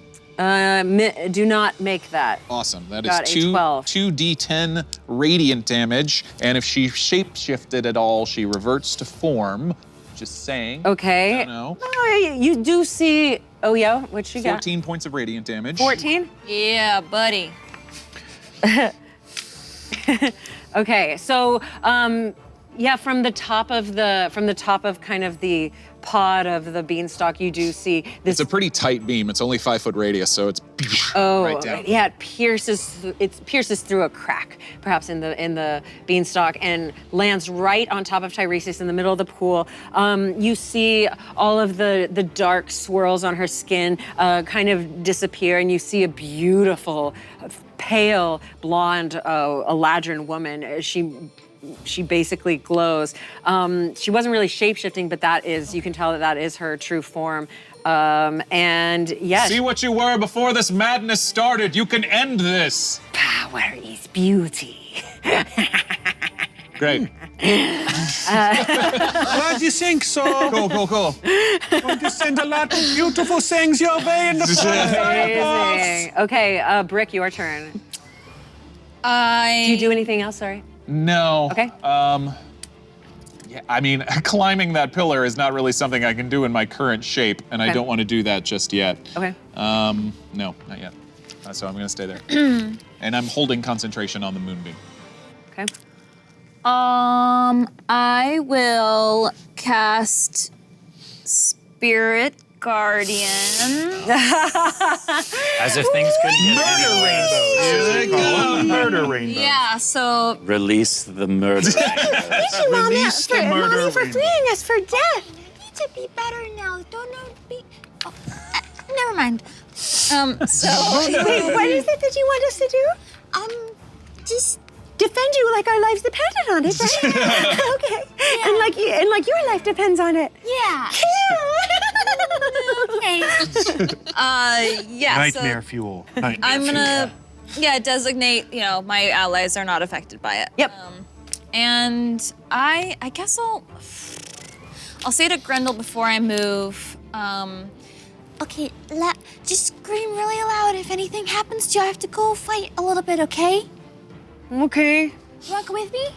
Oh, I don't really want to stay here by myself, but I don't really want to enter the fight. Just come up maybe to the edge so I can keep an eye on you, okay? Okay. She will do that. And I'll fly as far as I can get with my 30 feet. Okay. 5, 10, 15, 20, 20. Yeah, we'll stay here. And then make your Constitution saving throw for Right. entering the magic circle. You do have advantage from Hazimus. Thank you, Hazimus. Now I'm like afraid you're gonna say counter. I know. Awesomeness. No, the Watchers are true neutral. Okay. Is Constitution is supposed to do 14. Okay, you know my 14? No. Oh. No, the DC's 14. I rolled 14. Yep, meter beat. Yeah. I'm gonna say make or bake. Make her bake. Make or bake it. That's good. Make her bake. Yes, you make it. So you never have to roll again. And Spirit Guardians, is that an action or a bonus action? It's an action. Okay. Yeah. Yep. Full action. So is any enemies nearby? No, they're not. Okay. Brick Helvengard. She still hasn't moved, correct? Who? Tyresius? Tyresius. She has not. Oh, dang. She didn't. Yeah. Oh, no. Okay. Yep. Okay. I'm going to ride over, reach down and scoop up my mother, Okay. and then I'm going to ride about 30 feet away from Tyresius so that she's at the edge of that command. Okay. Put Allura, my mom, back up on top of the back of the horse, and then shout up at Tyresius, I'm giving you one more chance. Surrender now, and you can live. Do it not, and you will pay the price. And what is that empty price that you threaten me with? Justice. That is his horse! Yes. Throw your horse and your ideals at me, and we will see who ends up on top. Very well. I command you to charge. And I'm going to cast command at her. Whoa. Okay. So she makes a wisdom saving throw of 15. Ooh, And then shoot she dog can it. interpret the word charge however she wants. Okay. Yeah! Oh, I love these dice! I got a 19. Boo, I say. All right, well, I tried. Yeah, awesome. And she says, as you do command her, I command you to charge, and you are parrying words back and forth. You see this green energy. The words kind of escape your mouth. The magic kind of pulls the words out and they spell letters in the air. And then the green magic just bats each letter away like a typewriter deleting it as they appear right in front of her face. And she just laughs at you and the words, ha, ha, ha, ha, slam into you. No real effect. Gus. Just humiliation. Okay. Sticks and stones will break my bones. But puffs of green magic. Shall not hurt me. Humdrum, when they get to the top, are they gonna need to defend themselves against these beasts? Or will they go away? No, they will, once the once the bound ones are unbound, they are free to do as they wish, and these are evil creatures. All right. But once the bound ones are, the people who become bound, are they then out of the fight? Yes. Good to know. Oh man. Okay. So then I'm gonna, Gus is gonna acknowledge that, Bert is gonna acknowledge that with Gus, and Bert is gonna start climbing up that pillar where Mama Green's spray is. Okay. So he has 30 feet movement and 30 feet climbing Perfect. speed, so Okay. he's up to where she is. We should unleash them yeah, one at a can you time. roll athletics? Yeah.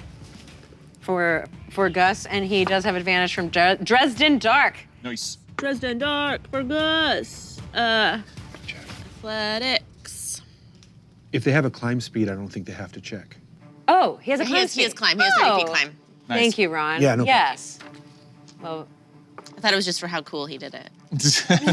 yeah, roll. It also could be because the pillars are slippery, but it was just climb speed usually. No, yeah, if Mama Greenspray can climb it, he can. For reals. And then he'll also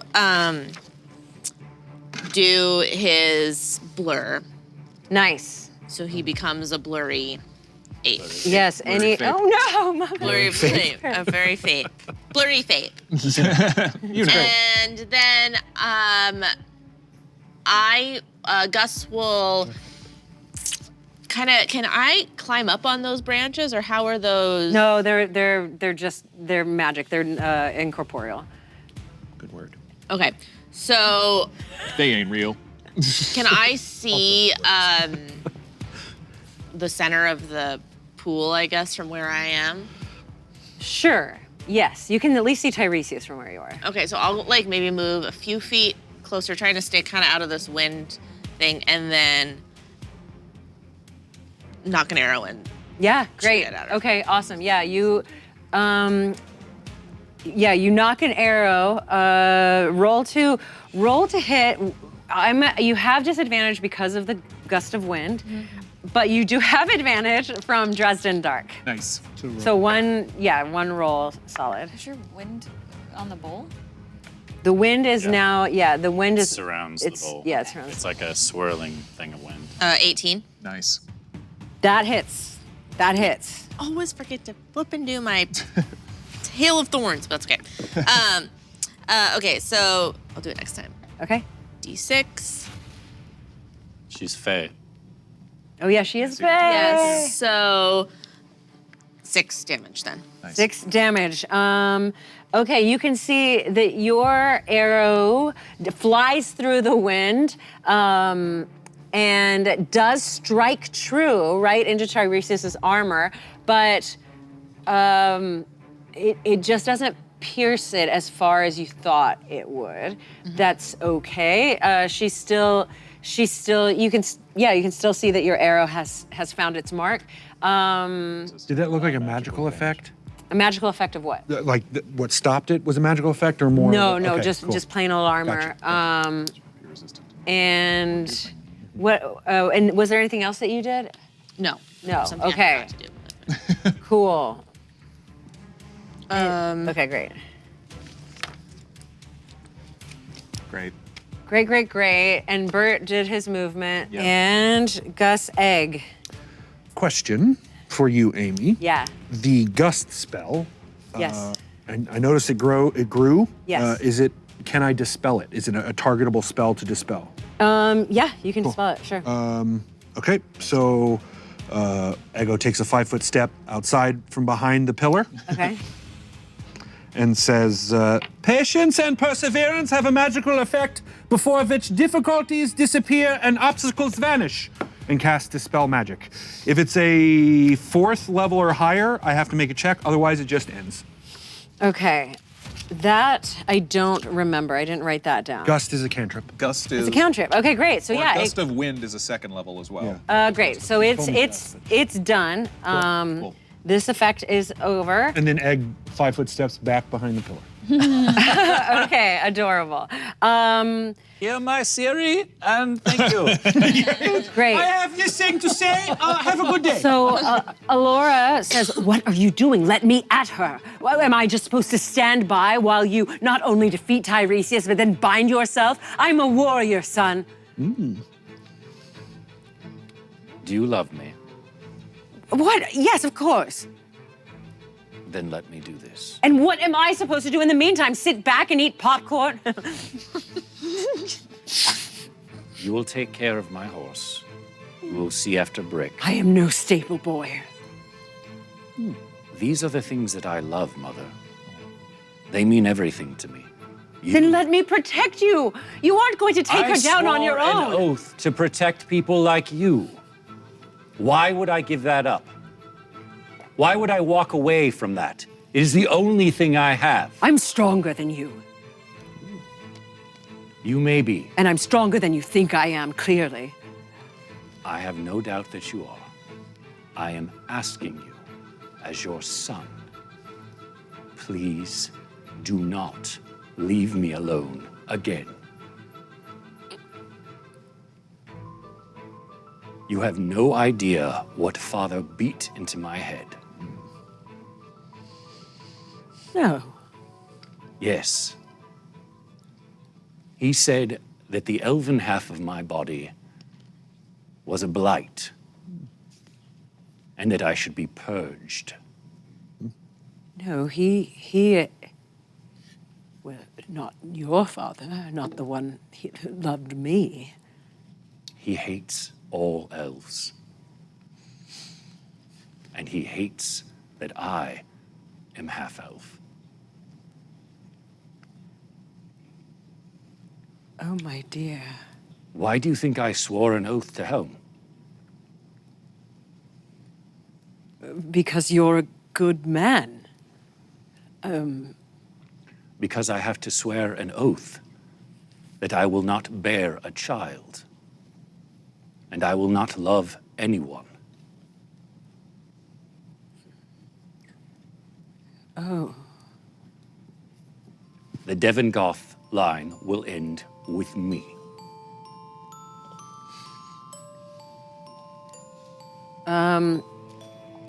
All right.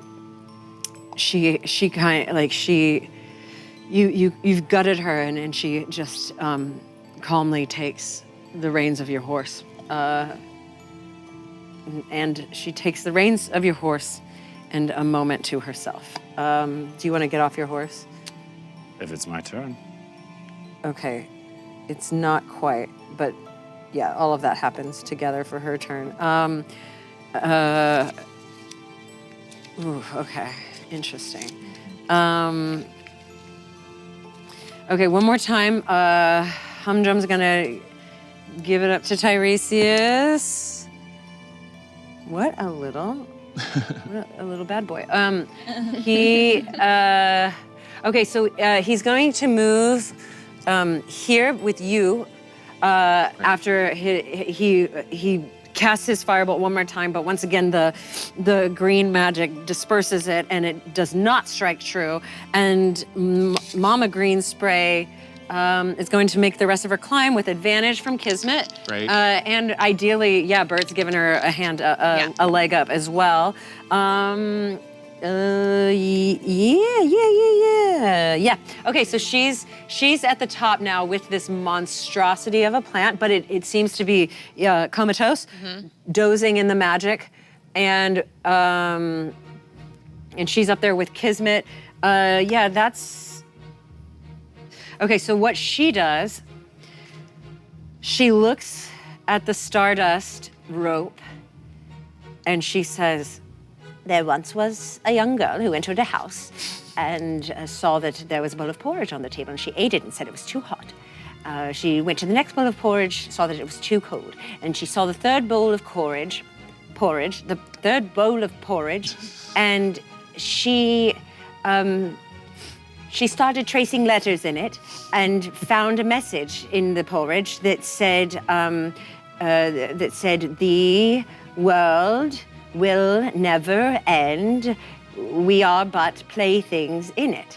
And she thought for a long time about her mortality and went to school and became a wonderful philosophic scholar and teacher, and traveled the world, and actually decided to planeswalk and jump to different planes and learn about their ways, and then went to the underworld and learned about their ways, but ultimately came back and fell in love with a plant in our world.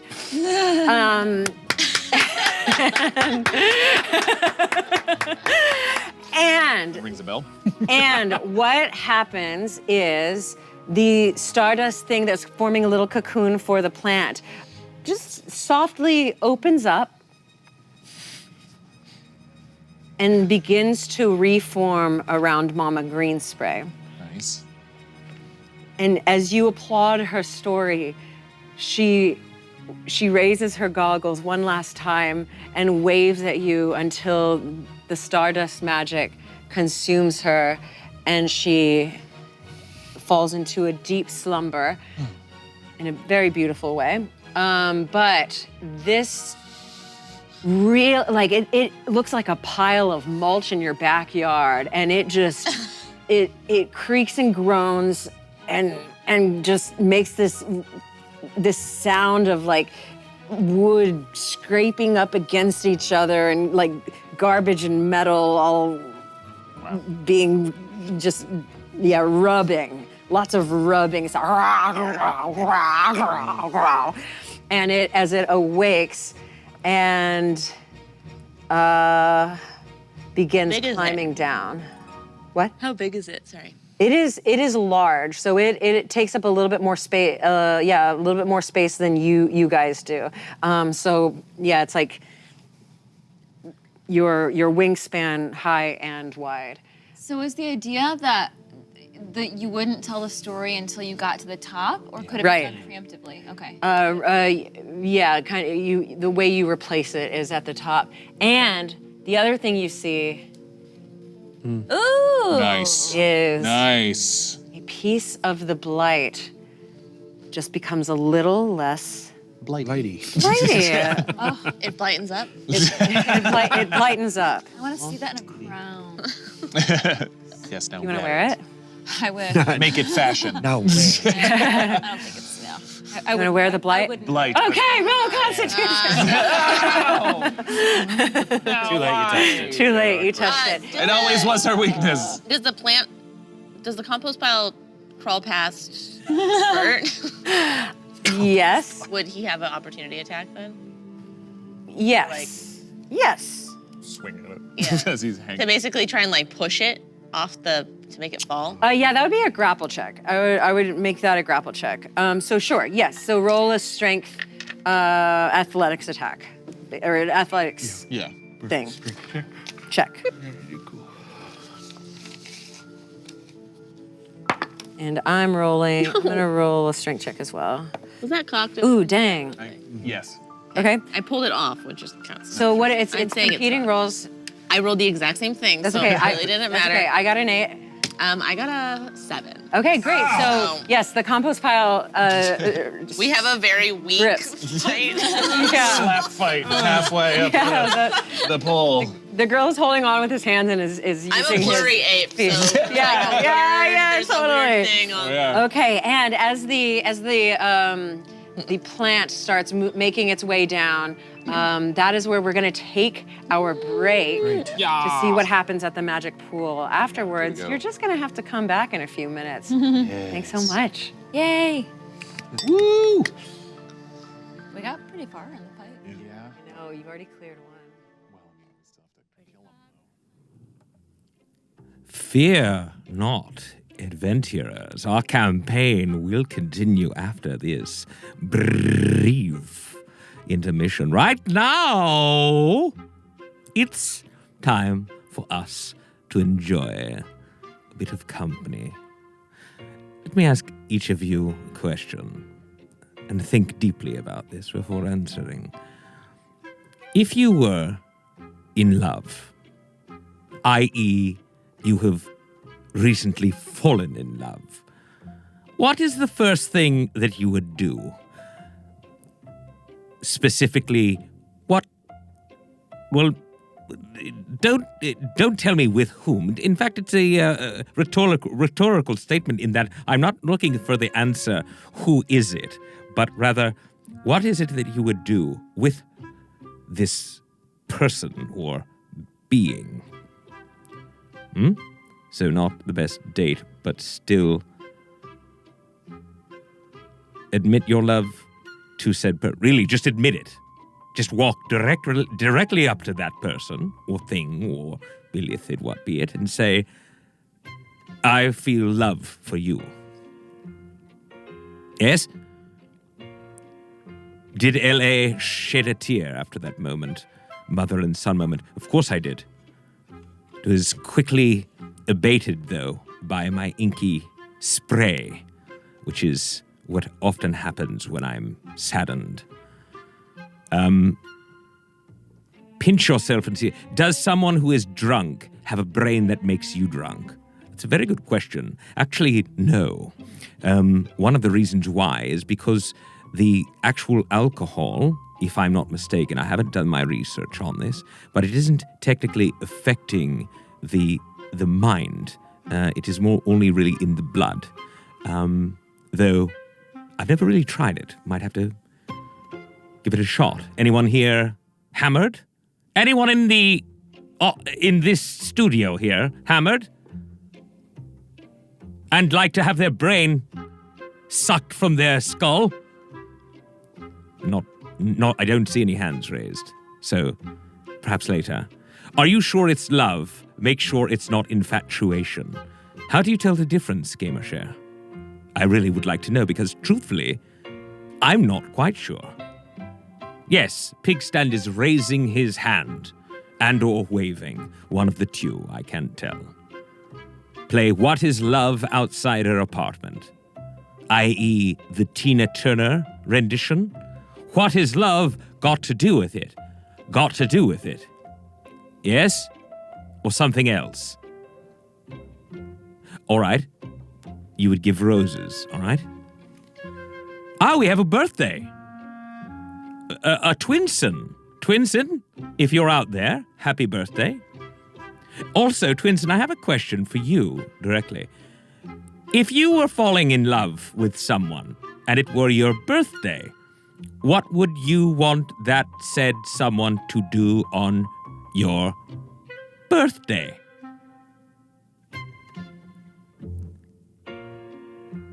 No response from Twinson. Well, nonetheless, we're happy you're now 55 years old, or whatever it is you are. I'm just making a guess, because of course I don't know exactly how old you are. Love is like driving an old classic car and I'd want them to watch TDR with me. Twinson. All right. Well stated. Yes. So I wonder if, perhaps... Does anyone on set know if Amy is busy next? I mean, scratch that. Whatever. Let's continue on. What will we... Oh. What's in my throat? It's as if I've swallowed something, like a bug. Milo, please go grab my throat wash.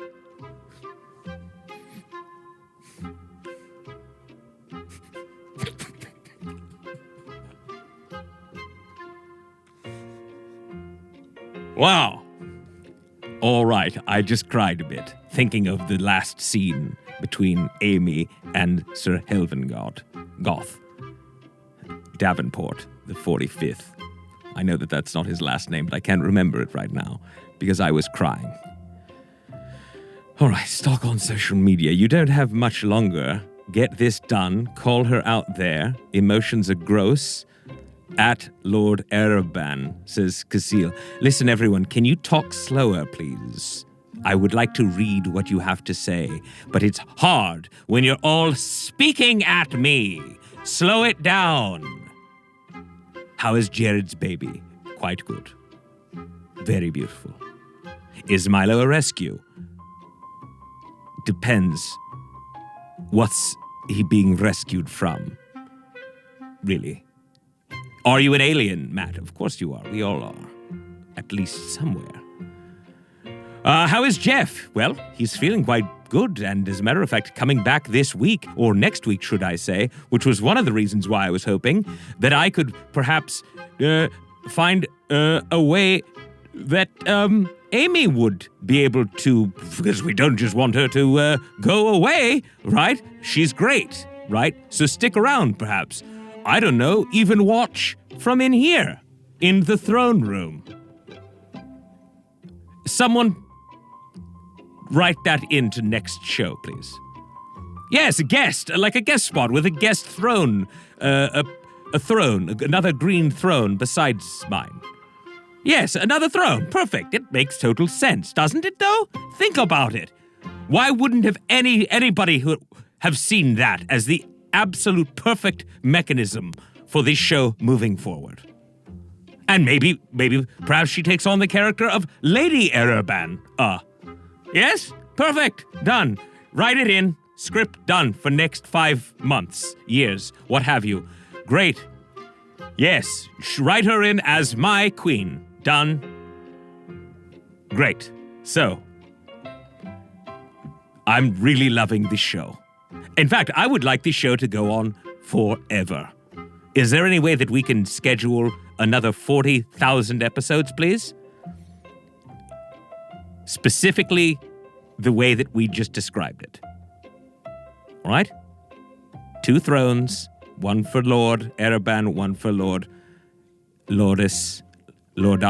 Erebana. All right? Good. Aren't you a little short for a stormtrooper? Danner's Bay, that was good. Are you having fun? 40,000 is nowhere near forever, but it's long enough for us to get a couple more contracts going, okay? Erebana Fofana. Ooh, good one. That can be one of our little lover names. Lovers. We could have lovers' quarrels out here. This is going to be really great. I haven't felt this non-depressed in years. Wow. Does anyone want to go dancing tonight? I'm feeling quite chipper. Let's do it. Let's throw a party. Why don't we ask everyone look at this. Let me ask this question. Let's ask Amy if she's ready to commit the next 15 weeks to sitting here on Wednesdays. Good? And then once we get that contract signed, then let's go boogie. Like Woodster just said. With Lord Ereban. This is gonna be, Hello, everybody. It's great to meet you all for the first time with my new mood. I'm in a great mood. What would you like to talk about? Food? Brains? Oh, we'll dance. Now that we're married, we're definitely dancing. Oh, Milo's out of the picture. He's not going to be needed anymore. And matter of fact, Milo, go ahead and have your caramel apple now because you'll be gone in the morning. No, don't worry. He won't be involved. This is... Is this what happiness feels like? Hello, you behind the camera. Are you a happy person? I can't... You're in the darkness. You are. Well, you must feel the way that I feel right now, which is good, rather than awful. Maybe the last 30 to 40 years I was spending in quite an awful place, I guess, because this moment right now feels quite different and wonderful. As if you would like to pan down, feel free to do so. I don't even care anymore. Feel free. Pan down. Pan up. Pan around. Let's... Panorama. Dyson capes. Real funny. This is great. Woo! Wow. I don't know how much of this happiness that I can take. I might need to start feeling a little bit more evil and upset in a moment. Wait a second. Amy, please let him down gently. I don't think his mind will handle... No.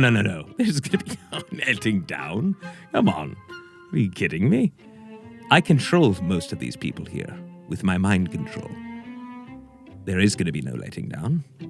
And let me tell you this much. If Amy doesn't feel like being a part of this show, well, I'll just have to set her mind right, won't I? All right. Is there something wrong with what I just said? What, is that against your human behavior? Controlling one another's minds? Making one another do things you do not wish to do? Well, it's what we illithids do quite well. And let us continue down that path of telling and making people think things that you don't necessarily want them to think, like teaching you the rules of how to play the dungeon run, the game. I know you all like to hear it. I don't want to kill anybody. Matt, as a matter of fact, I want you all to be at my new ceremony, which would be a marriage between me and the lovely Amy Vorpal, or whatever character she will be playing, in this case, Lady Arabana. Wonderful, perfect. All right, everyone, let's talk about digital items. Remember, there are 6.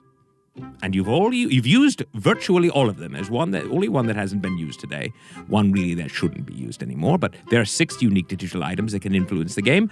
You can grant the gift of advantage, the ability that gives the player the ability to roll 2 20-sided dice at once, choose the higher of the 2, or you have the opportunity of setting a disadvantage trap. All right, and that's if the player has the advantage. This disadvantage will counter it.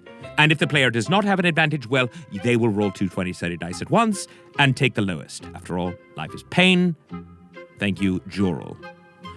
Or perhaps you'll take pity on the adventuring party and have a player. What the heck am I reading here? Have a player draw a force of good card. Or have them draw a force of evil card. Not a good thing if you're trying to make friends with the cast of the dungeon run. When you buy one of the digital items, please specify which player at the table it is for, or I will make the choice for you. Remember, it's on you.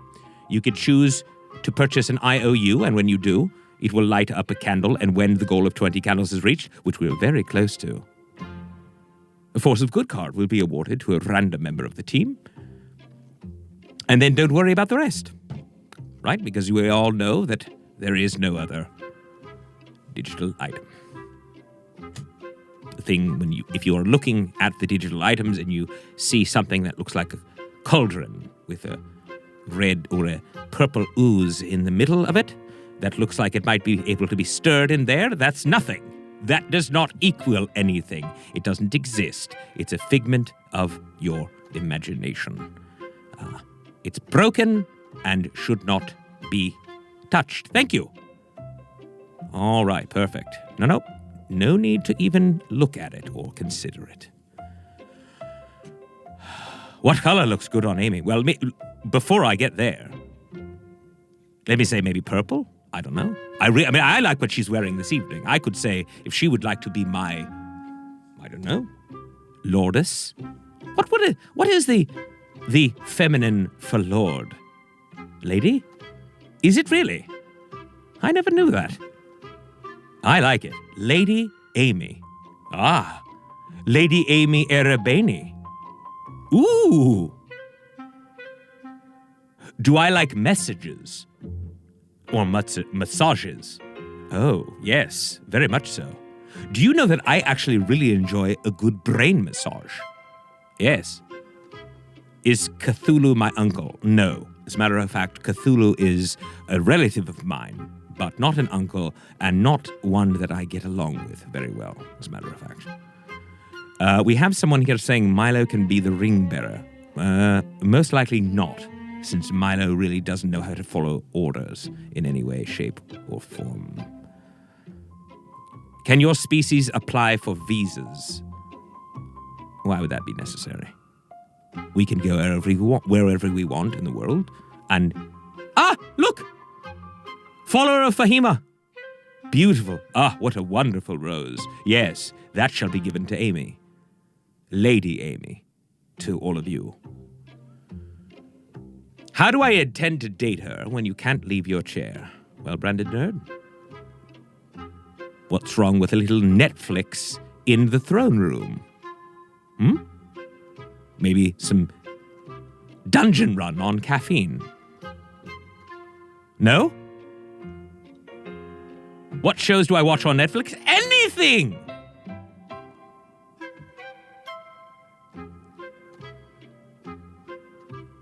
I'm giddy. I can't tell you how giddy I am. Are you insinuating what kind of... Mana Hakumi! No, that's not what we were saying at all. Absolutely not. As a matter of fact, it makes it all the better.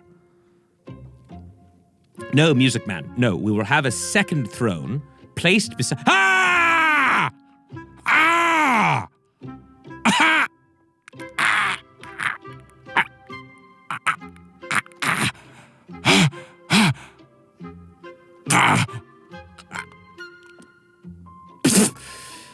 Ah! Oh, Lord Jeebus. Hey. Oh.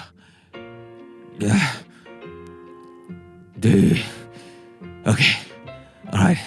I am seeing 9 different cameras. Which one do I look at? Ooh. Oh. Did anyone else feel that? Kima, sorry, listen. The bottom line is the following. That's not nice. That was not nice. Is it your birthday? Well, let me congratulate me. Let me take a moment. Let me be the first to wish you a very happy birthday and the request that you never, ever, ever, ever, ever do that again, please. That's the last time, all right? Or else you won't ever have a birthday again. I don't mean to be threatening there. No, Kimo, we're good. We're totally good. Trust me, we're great. I mean, meaning you won't have a good birthday. You see what I mean? It's not a threat. It's more of a insinuation that you might not enjoy it as much next time. Okay? Good. Are we friends now, Kimo? Great. I got another. No. Kimo, hey. How much? Do you like money? How do you feel about money? I got lots of it. Look at all the gold down here. I feel like I'm turning into a southerner all of a sudden. What is this? Katie Michaels likes money. Katie, listen. Well, we could work on that. I could No, Kimo, it's not fools. It's great. Look, I'll even feel free to come down here anytime between the hours of 9 a.m. and 5 p.m. and we will pick out some good treasures for you. Yes? Seriously, feel free to come on down any day. But do not, I repeat, please do not do that again. I think it's just this punch drunkenness that I am experiencing. I mean, I feel like I am eating sugar. Have you ever eaten sugar and felt very, very good about it? The actors like money. Yes, they certainly do. Why is your belt just rope? It's kind of important. Oh, no. Listen, Bashnir, before I get to anything else.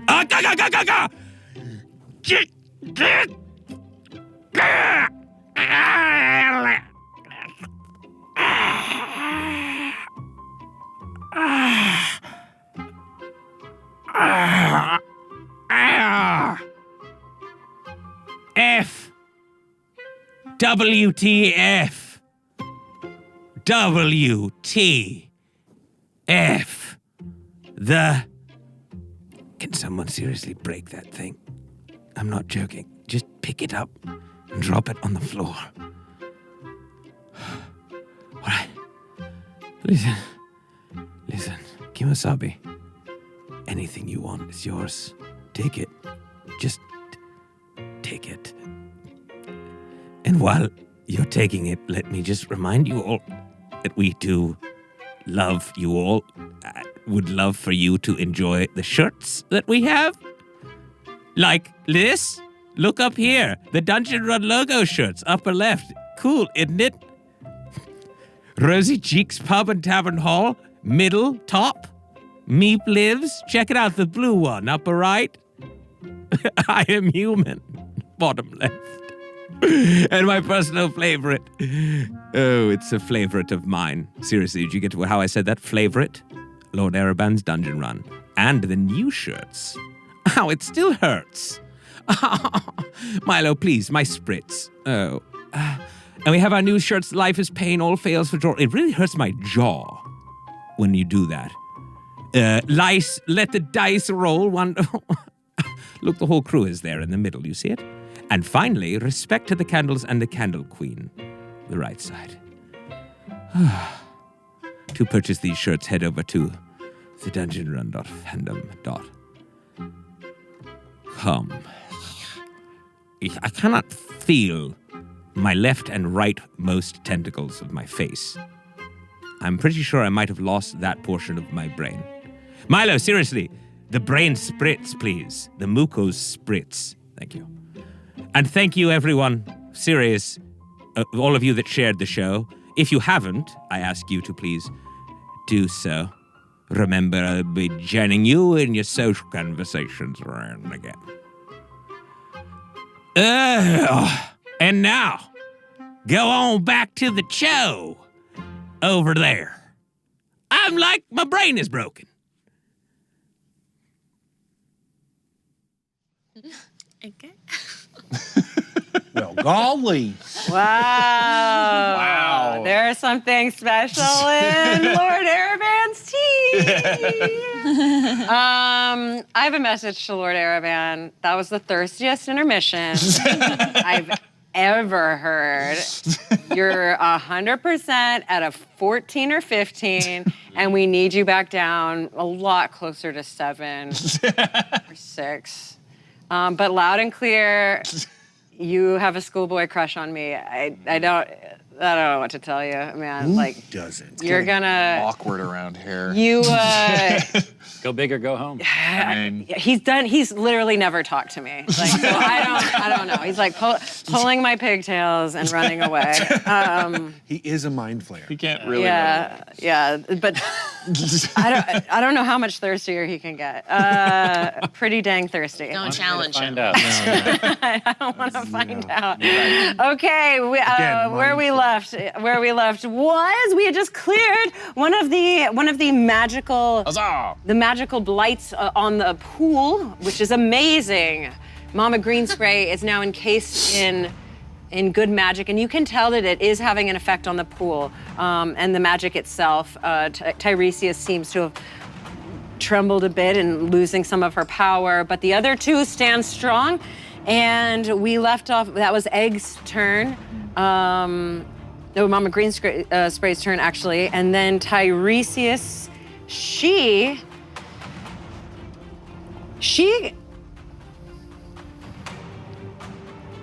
actually conjures. Oh boy. She summons puppies. She summons Milo. She summons the wrath of the Feywild. And she targets let's see, who are here? She targets this area and this area. And what that does is anyone within 15 feet of those creatures, basically what happens is she sends the magic, this dark black magic, deep into the beanstalk, and it kind of forces some vines out of the beanstalk, kind of cuts the beanstalk's flesh and makes like almost like a paper doll cutout come up of the beanstalk, and it starts whipping around and thrashing at you. So everyone make a dexterity saving throw of 14. Okay. Just want to clarify that Ego is within 15 feet of that. I can't tell. We do have some advantages, and Ego, you sure are, buddy. You sure are. Advantages? We have some advantages. Sir Helvengard, you are not targeted, but you, okay. Brick, are you targeted? Yep. And you have, this was because we actually didn't need the roll for your beanstalk roll. So once again, you have advantage from Mickey Wolf 19, but disadvantage from Cogwheel. Crow, you have advantage from Plant Daddy. Thank you, Plant Daddy. Very appropriate. And Ego also has advantage from Plant Daddy. Thank you, Plant Daddy. A generous Plant Daddy. Father. I appreciate you, Plant Father. Yeah, it might not just be Lord Aravan who's getting thirsty. The advantage did not really help Dirty me. 20. Nice. It helped me, great. A 9 for me. A 9 fails. What was the saving throw? Dexterity. Dexterity? I got a 20. A 20. Okay, yep, so really only Crow. Yeah. Oh my gosh. Okay, so you take 12 bludgeoning damage and 7. I got a 14. I'm right by that other one. 14 saves. And 12 bludgeoning and, 7 piercing damage. Whoa. So 21 points of damage? Wow. 21 points of damage. Oh, boy. And the 12 and 7 is 19. oh You're yeah, right. 19 damage. Sorry, and yes, thank those you, who did 19. make their saves. math better than You did. I'm sorry. I'm shook. If inspiration mattered. I'm shook. Love it. man. Those who did save, you take half. So you take 6 bludgeoning and 3 piercing. 9 damage. Ego freaks out and says, I do not sink, therefore I do not am! And he disappears. Oh, as a reaction? Yep. Did you take? Fade away. Got it. Okay. So I'm technically What is that? under the effects of invisibility. What? Oh, okay. Okay. Perfect. Yep. They need to now. Well, the one that's within my rainbows. Since it started its turn there. Oh, it sure did. 15 Yeah. feet. Okay. Needs to make a wisdom saving throw. Nice. Pain bows. Okay. I get 3D. Pull it together. Okay. I'm not gonna make you. Well, no. There's nothing needs to happen because as soon as they attack and actually, who failed? You failed. I did. So they actually failed? before your rainbow. Who failed? Failed. Failed real life They get a dexterity chance saving to grapple check you. Okay. So they. Not good or real good? That's We a can't tell. 12 for me. Yeah. Okay. I rolled a natural 20. Man. So you are now grappled by this vine, but the other one, as soon as it sprouted forth, attacked, it just disappeared, went back into the ground. The magic summoned it, it made the attack, and then it went back into the So how much was the ground. half damage? Sorry. Half damage was 9 total. 6 Yes. bludgeoning and 3 piercing. They both. Did that? This one stays. This Oh, one but that one stays. didn't say. Nah. No, I rolled Nah. 24 radiant damage on it. Oh, that'll be so good for next time. Well, I don't think I'll roll that high next time. Okay, so that's, you can tell that this was all due to Tiresius's summoning. Wow. And now, nothing yet. You hear the things in the beanstalk get a little closer.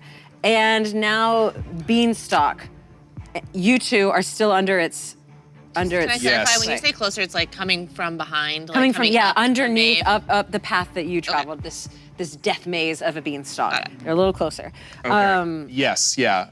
Do we have to make another con save? Constitution saving throw. Yes. Me too. You do have advantage. No, neither of you have Okay, advantage. all right. Sorry, he's important. Can't help you, sorry. Yay! Dude. No. Okay, a an 8. third level of exhaustion. Yep. And you saved, Katie? Yeah. Okay, so you are stuck at this level at the moment Okay. of exhaustion. So those effects still ring true. Actually, sorry. It's Fortune's loyalty card. Okay. I have fulfilled all of the checks or saving throws. You kept it. I did, yes. So I've been keeping track. I just finished it. Can I use it on him so that he doesn't get his third level of exhaustion? Okay. no, that- I figured that I'd try. It's your punch Gotcha. card, sir. I just remembered my shields up force of good. Oh! Yes! For 1 round during combat, you are gifted ethereal shields that reflect all damage done back to the attacking creature. Take all 19 points of that. Nice. Okay, And so... for the next round, if anyone still attacks me, they still get damage because they are unaware of it. Okay, so the way that's gonna work then, you are not grappled. Yes. It takes its own damage, but it is kind of not really a thing. So she summons these vines, they pop up next to you, you strike this crazy magic spell that she's never seen before. Yeah. This bubble of shield comes Say, engage. around you. Yes, totally. It kind of disappears back into the earth and Okay. she's confused and she's like, what are you doing? Get back in there. And it kind of appears right next to her and attacks her for 19 damage before she dismisses everything. So she instead takes the damage as the card says. So great. You still have exhaustion?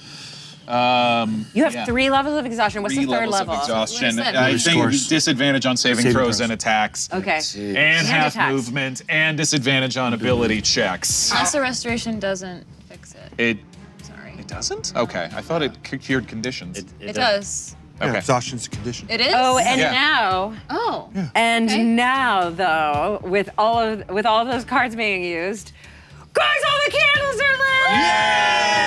So it's time for a force of good, a card for 1, 2, 3. Hey! Crow! Someone who Crow! desperately needs I it at the do moment. Really needed. Okay, what you Messed got? up over here. The children of Coralon. A horn appears in front of you. This horn will summon an arrow volley from the free-roaming centaurs of the Feywild. Hey! If a charisma check of 15 is met, 1d20 radiant damage. Nice. Wow. If you do not make 15, you may spend hit points to bring the roll to 15. Okay, you may spend enough hit points to get to a roll of 20 to double the attack. Wow. Oh, cool. Come on, Dice, you're crushing me tonight. Come on, charisma check. Okay, come on. Yes! Nice. That is an 18 with my charisma of 2. Okay. So I'm going to spend 2 HP to bring that to double the attack, so it's gonna take 2d20. Yeah. It's gonna take 2d20. That's correct. And it meaning who's taking this damage? Tiresius. Tiresius is Coming taking right the- at you. Okay, okay. All right, come on. All right. 2d20 radiant damage from my centaur boys and girls. That is 21 radiant damage. Oh boy. 17 okay. plus 4. Okay, so yeah, she's getting the magic beat out of her. So her gust of wind was dispelled by Egg, and almost immediately her own vine attacked her.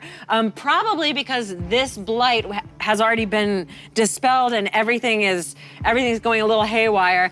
Then from out of nowhere, probably from 1,000 feet below, the centaurs shoot their arrows. They somehow pierce the magic permeating walls and kind of land directly on top of her and burst into this purpley light, causing her a bunch of frickin' damage. 21. 21 points of damage. Okay. Oh dang. Okay.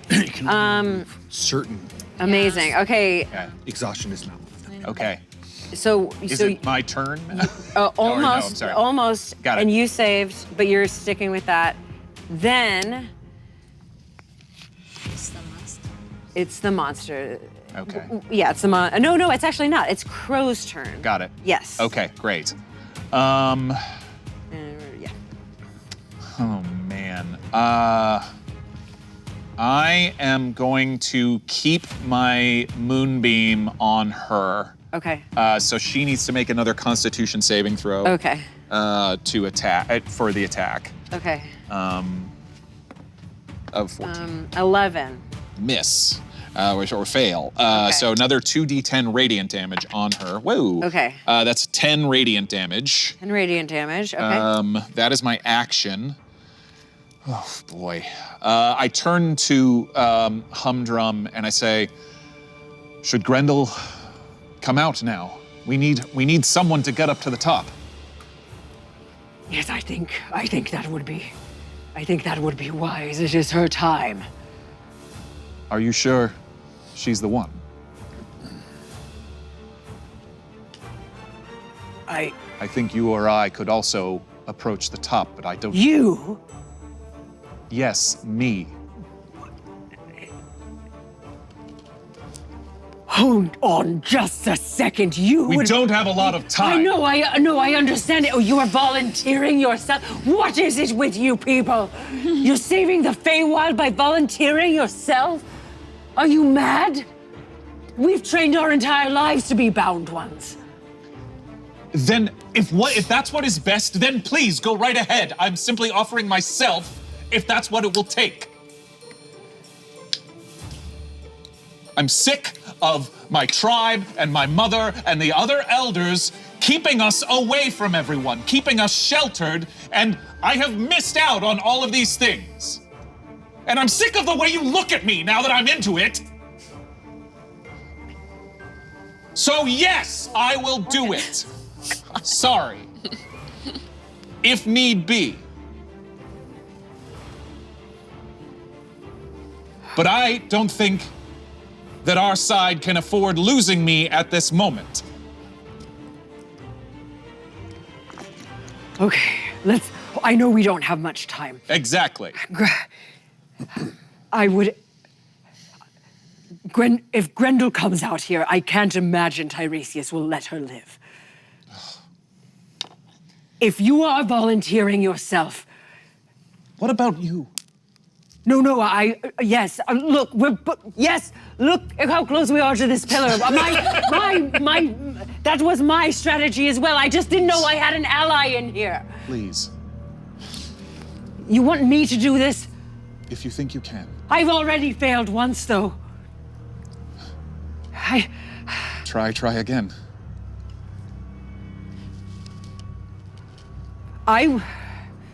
That speech you gave, I would be honored if you would at least attempt to try to take my place. Be a father to these pixies, these plants who have awakened, but seem to play tricks on each other and do not really care for one another. There must be some symbiosis in our community. I've tried to form it, and I think I've done a pretty good job, at least in the potted glade. But I would need someone to keep the action moving forward. If you become the bound one, I swear I will do everything in my power to bring our clans, to bring my family out into the world. I will protect the pool with everything that I have. And my mother will be forced to see the good in this. Now, come on, brother. Hoist me up. I believe in you. Amazing. Okay, so that you still can do an action, but I think that's decided. The action is a moonbeam. Moonbeam's gonna stick around. Okay, cool. I'll keep it on her. Okay, Humdrum's gonna attempt to get up on that pillar. It's okay. How is Tyresius looking, by the way? She's taken a fair amount of damage at this point. Yeah, and it's unclear if it's due to your damage or it's due to what the pool is doing. But she looks definitely worse for the wear. She's blinking in and out, especially because of the moonbeam, from her beautiful summer Eladrin form to the dark blemish form. Okay. But either way, her armor seems heavy with blood. Okay. Those vines, by the way, weren't a concentration check or anything, were they? Did I? Which vines? The magic that she conjured to mess us up. The magic she conjured to mess you up. But they went away. So. They went away. Yeah, it was a magic attack. Yes. Right. Okay. Crow Brick. So I must have heard all of that. Yeah. Because that was quite the conversation. I think the centaurs down below heard that one. So I'll say, Okay, Grendel, I guess we just have to keep you safe, okay? Yeah, my dad's gonna go be a hero. Yeah, you're still a hero. Yep. We'll talk later. I'll be a hero one day. One day. So pouty. Yeah, big plant's coming down. And I'm kind of guessing that we don't want to awaken these before we get a replacement up there. That's a good point. So I'm gonna cast Spiritual Weapon, and my cute little wooden sword will come out. And I'm gonna hit the plant. Okay. So we'll roll to attack.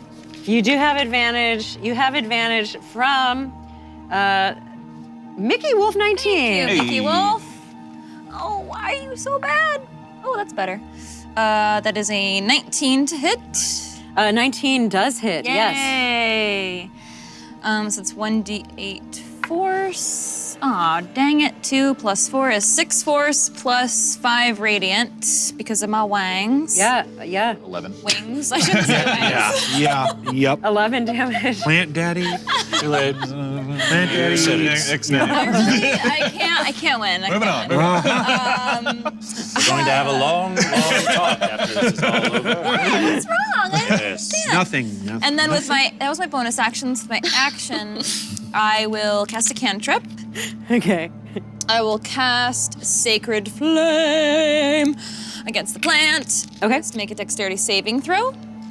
It does? Okay. If if it's still hanging onto the side of the thing, does it? Oh, but you know what? Plant Daddy doesn't just like you guys. I have advantage from Plant Daddy as well. Fine. Wow. Yes. Non-discriminating Plant Daddy. No, Plant Daddy made.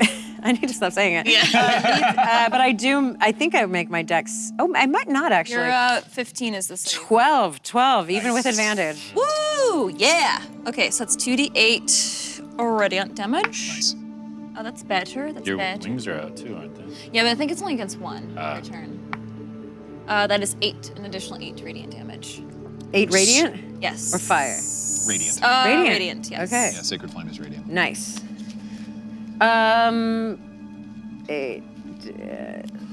8 damage. Okay. And I guess since that was all ranged, I'm just still gonna like chill near Grendel in case something happens. Yeah, you can totally do that. I'm floating 5 feet. Okay, so all of this, it's Sacred Flame, and you're just shooting. Oh no, that was your sword, huh? Yeah, the spiritual weapon. A sword appeared near her to attack her. Did the spirit... I was attacking the plant. compost both of them. pile. Oh, that's right, the plant. Yeah, you were. Okay, Yeah. cool. Yeah, so Spiritual weapon was her bonus action. spiritual weapon, and then Sacred Flame. was the action. Got it. And you're staying where you are. Okay, cool. So yeah, as this plant kind of plummets, did it fall down? No. It took damage. I mean, maybe. It wasn't all the way down at its last Did turn. I accident? Yeah, I think. We had like a weird little grapple situation. Right. Oh, right, yeah. Right. But It didn't work. Yeah, you can Slap still fight, you can still slap attack it, but it's fight still on it up all. in the air. I think. Yeah, I Sure, think it fell off. Yes. Oh, okay.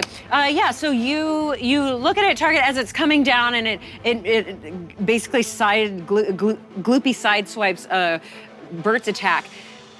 The plant does just kind of open up and accept this radiant damage inside it. It kind of lights it up from the inside, and you see all the different vines and blackness inside it as the light kind of shines through, like Beauty and the Beast when he's turns back into a man. But in a bad Great way, reference. right? Amy. Solid Yeah, rep. well, in a good way for you, but bad way to Bad the way plant. for the Yeah, plant. he didn't want to be a man in the first place. He liked being a beast.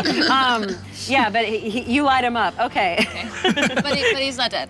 He is not dead. Helvengard. Yes. Mother. God. Are we going to have these discussions on my turn and on your turn? I will make you a deal. If you help me protect these people, I will let you bind yourself for a time. And then I will come and we will trade places. Is that fair? 50 years for me and 50 years for you. Yes. That is unprecedented. You'd think they'd do that the whole time if that was an option. He really is a lawyer. Yeah. Get it in I am writing. not one to mince words back and forth with magic itself. You don't have much time to make a decision. I'm Let's afraid. give it a shot. But I'm first. Am I first? Fine. Ladies first. Ladies And first. I'm okay. going to climb up there with Okay. Mom and attack the lovely Tyresius. Okay. So are you in the pool? You're getting in melee range, or Yes, Okay. I would like to close to melee. Okay, then. And I'll essentially stand on top of, ride Justice up there, stand on Perfect. top of Justice, pull myself up on top, I think that's fine. pull out the sword and shield. So once you do enter the pool, make a Constitution saving throw. Great. You do have advantage from Branded Nerd. Thank you. Branded Nerd. I love it. Be pretty good. It is pretty good. Plus 2, 19. Nice. 19. Yes. Okay. Yep. You make Yes. it. Yeah. You're up there.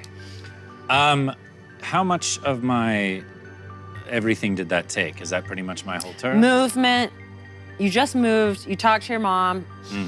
That's all I'm clocking. Okay, so I So can you still have an attack? action. Yeah. Excellent. Get her. I shall smite her. Oh no! Smite her with the Shoot, holy dog it. smiting smote.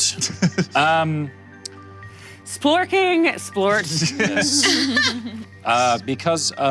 Because of the deal I just made with my mother, I will take out my flail named Resolution. Amazing. And I shall strike her with it. Okay. Strike her with a resolution. Oh, that's a terrible, terrible roll. 1080p? 1080p resolution? Yes. Sorry.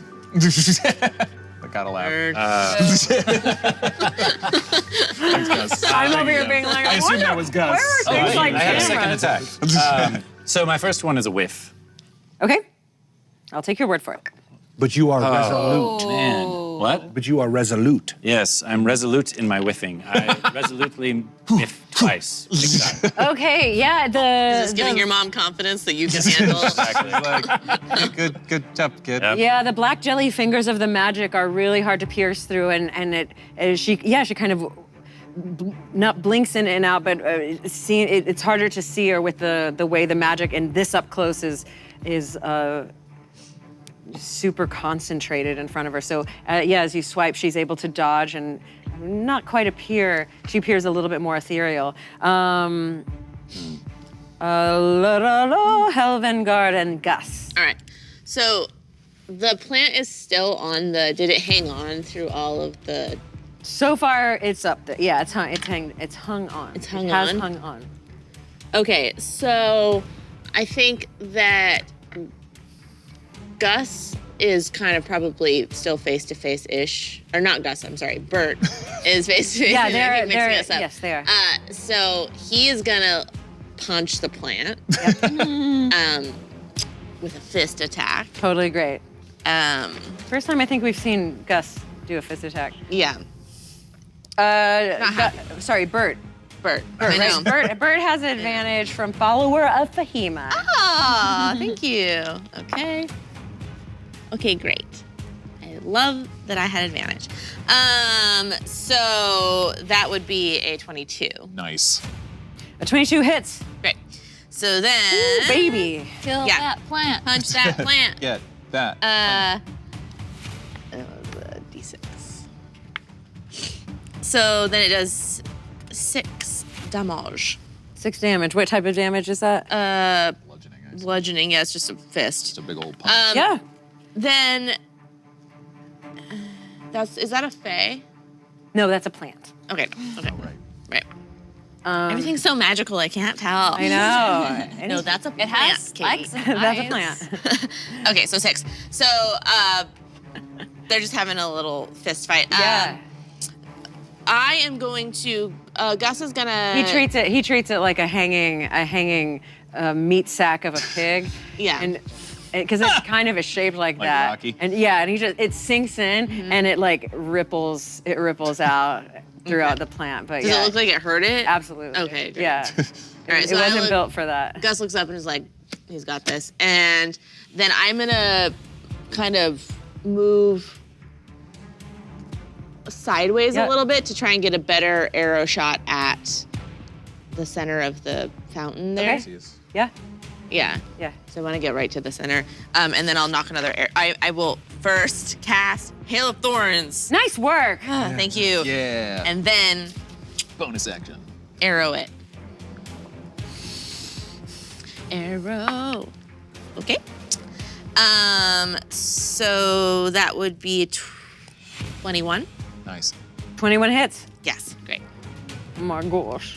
Okay. What's the D10 of? Yeah, plus so first my damage for, so moves forward and kind of like, I'm keeping an eye on this conversation over here, this weird mom and son conversation over here. Rick seems to be handling the little girl. Everyone's fighting. I'm just trying to like kind of say, I don't know where Egg went. No one does. So that is 7. She's faced, so an Absolutely. additional 2. Okay. So 9 plus a D10 for Hail of Dang. Thorns, which hopefully they're not within 5. Helvengard might be because he just I am. melee attacked. Oh yeah, her. he did melee. That's a 10. She needs to make a dex save. For Yeah. Hail of Thorns. You both. Yeah. Okay. I've got advantage from Snebu Gator. So I still take 5, right? Yes. Yeah. Because I half made damage. it. Okay. Yeah. Sorry. And I for Dex I got a 19. Yeah, Save. Yeah. that So they saves. both. So you take 5. So Yeah. 5 on top of what was it was 9. 9, 5, 14. Okay. right? Yay. Okay. Gosh. Okay. So that did some work. So that had to have been while she was facing and doing a little dodge and move parry while she's reacting to Helven Guard. Your arrow just slices through the weird fingers. Also, this entire magic piece was gone, so you could just get a super clear shot of her, and you get her right in the side. The arrow pierces, it goes in deep, and black Icarus blood does start pouring forth from her body. And as I do that, I'm gonna kind of say her you guys know who's going up that pole? The Sire Satyr. It's me. All right, 'cause everyone seems to be arguing about it. I just want to I think we've landed on it. Okay. Thank you. Satyr Daddy? Welcome. Sire Satyr? Don't. It's just Satyr Daddy. I'm just saying. Bottom and a little bit of head. Daddy. So, well, Daddy. is that where that was going? Yep. Daddy. Great. You knew. Oh my gosh. I'm Daddy. Okay. Starting to get used to it. Egg, it is your turn. Okay, I'm invisible. Yes. I'm going to, the thing is gone, so I'm gonna 5-foot step out of the, I'm invisible, so it doesn't matter. Question, Helven Guard was within going to 5 activate the feet. Pearl of Wisdom to gain a 3rd level spell. Amazing, yes. Sword twice. If I cast haste on her via Kismet, and I'm talking about Tyresius, is she willing if I give her haste? Okay. What would need to happen? Do you need to touch her, or you can? Kismet can do that. Kismet can do that. Can give her haste. She. I am very sure. Okay. No, I mean she. that a familiar. And she Yes, they she can deliver believes touch spell. this will only make her faster. She can see that I'm casting it. Well, as soon as I start to cast the spell, I'll become uninvisible. Okay. And she can see, if she knows the haste spell, she can see that I'm the casting haste spell. Yes. Cool. I cast haste on her. Okay. That's it. End of my turn. Go back behind the And pillar. haste allows her. Haste gives you Egg Daddy. Why? +2 bonus to AC, advantage on dexterity saving throws, and you gain an additional action on each of your turn. The action can be used only to take the attack, 1 weapon attack, dash, disengage, hide, or use an object action. I don't know what he's doing. Okay. Mais pourquoi? Interesting. Yeah, she likes it. Ron's She likes being it mysterious. so much. She likes it so much. All right, it's Alora's and Humdrum's turn. Humdrum's going to try to. He's going to attempt to climb. Anybody with your boost? Yes. Okay. I'm going to climb up the pole. Not the best. Okay. Yeah, it's slippery for him, so he can't quite make it up there. And then Alora though is going to Snicker snack. Snicker snack. So you've got your flail. She's got her golden gleaming longsword, and she's going to Tiresias attack has +2 AC. Tiresias with a +2 AC. Whose side are you on? I'm trusting. I'm just very curious. Okay, Just but look at you like this. 10 plus an 18. Okay, sorry. 10 plus 8 is 18. And where's my Laura baby? had a +2 to AC. And she's got a 19 AC. So she misses, but she gets another attack. She's really cool. Okay, she definitely makes that one. So, and she does, yeah.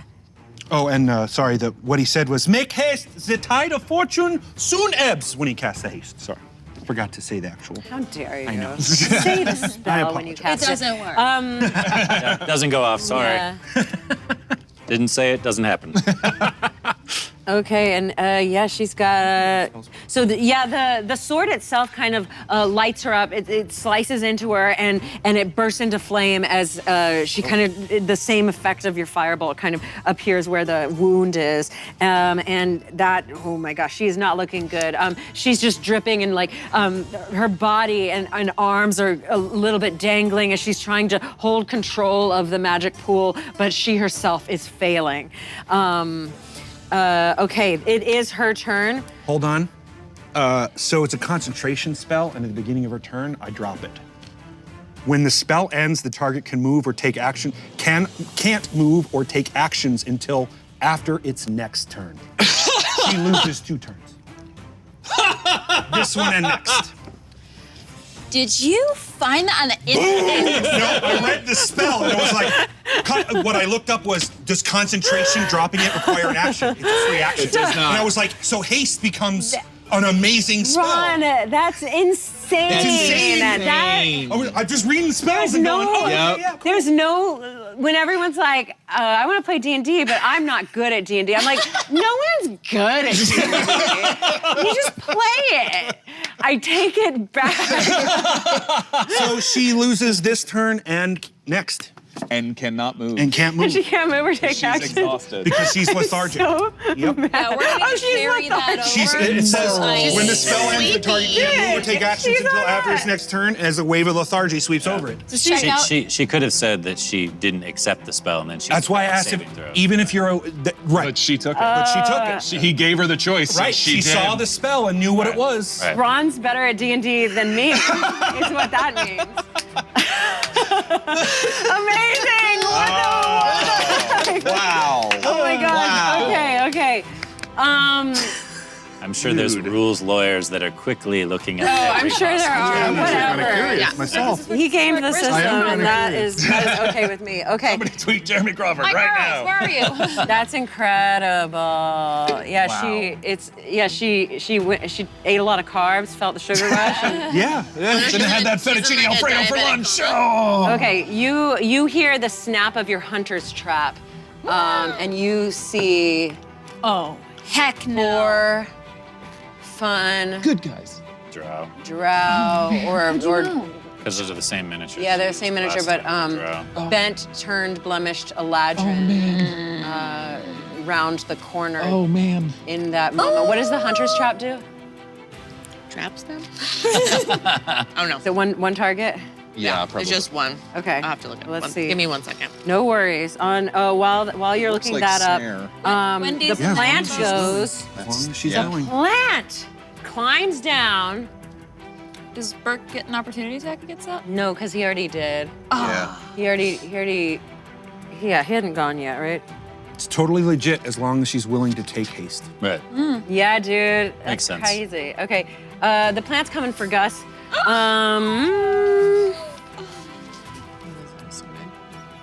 All right. Do I have Let's just hope advantage? I don't Jeff have isn't advantage. watching this right now. I know. We're gonna want to use that one again. Yeah. It's nasty. Okay, 17 and 16 to hit. No, sorry, 17 and 13 to hit, Katie. What? 17 and 13 to hit. To hit Gus. Oh, sorry. I thought you were talking about the trap, so I was like, I don't know. I have 13. So they both hit. Yeah. They both hit. Okay, so here's what happens. It forms. Oh, I'm sorry. Armor class 14. Your armor class is 14? Yeah, I was so distracted. No, I no was worries. Like something different. Okay, so only one of them hits, but it forms like the top of it kind of grows a little bit, and it whips back this pile of dirt and moss and gloop, and it leans back, and then it just like whips on top of you, and it's a huge. It's like it's an enormous pile of dirt. So it it'll give you 13 bludgeoning damage. Oh my gosh. And that is what it does. But the second time it does it, you're able to just move out of the way, even though it is so huge. And then what does the hunter's trap do? The Hunter's Trap, whatever steps into it needs to make a DC 13 Dex saving throw or take 1d4 piercing damage and stop moving.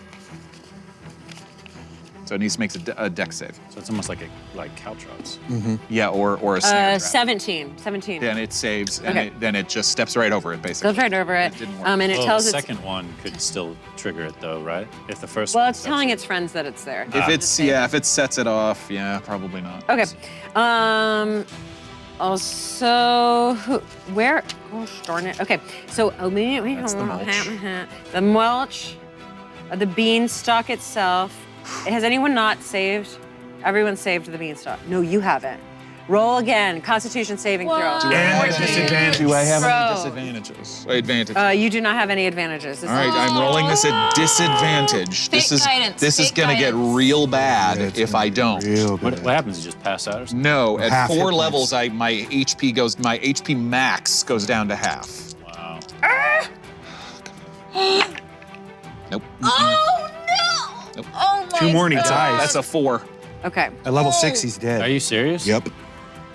Okay. She's got a Exhaustion revivify. is crazy. She's got a revivify. Wait, so what? Wait, what? Requires a 5th level spell to remove. So you're at half HP? I am now, my HP max Katie, goes down your to. face just. I'm is- also very Half of what? 30? Yep. Well, yeah. Does it include all the HP that you already lost? No. Max. You're max. Okay. Yeah, my max comes down. No. Okay. So you- Yeah, and I still have a few points left of the aid. I do always have Revivify prepared. I know you do. That is Okay. true. That is You might true. need to leave so that you're not affected by this anymore. You might need to go fight the Eladrin. Not a terrible idea. Yeah. Okay. Okay. Change into something and get out of there. Okay. Would Sanctuary work against that? No, that only protects against attack, like attacks. But nice thinking. Well, and you can't get rid of exhaustion without long rest, and it's 1 level per long rest. Jeez. Exhaustion is a very powerful condition. Brutal. Yeah. Okay. All right. I might just hang back. I might just hang back there in the small part. Okay. Okay. It is your turn. It is my turn. Yes. Okay. out of there.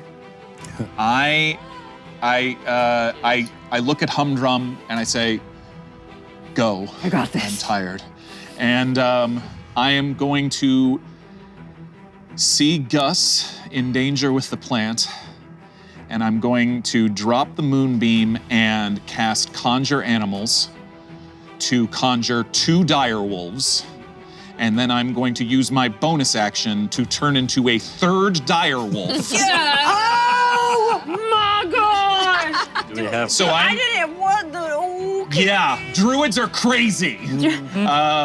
Yes, and so I wonder if. I'm gonna drop the 2 dire wolves basically on top of the mulch monster. Oh, cool. Use my bonus action. I assume even wild shaped, my movement is probably still half. So I'm going to get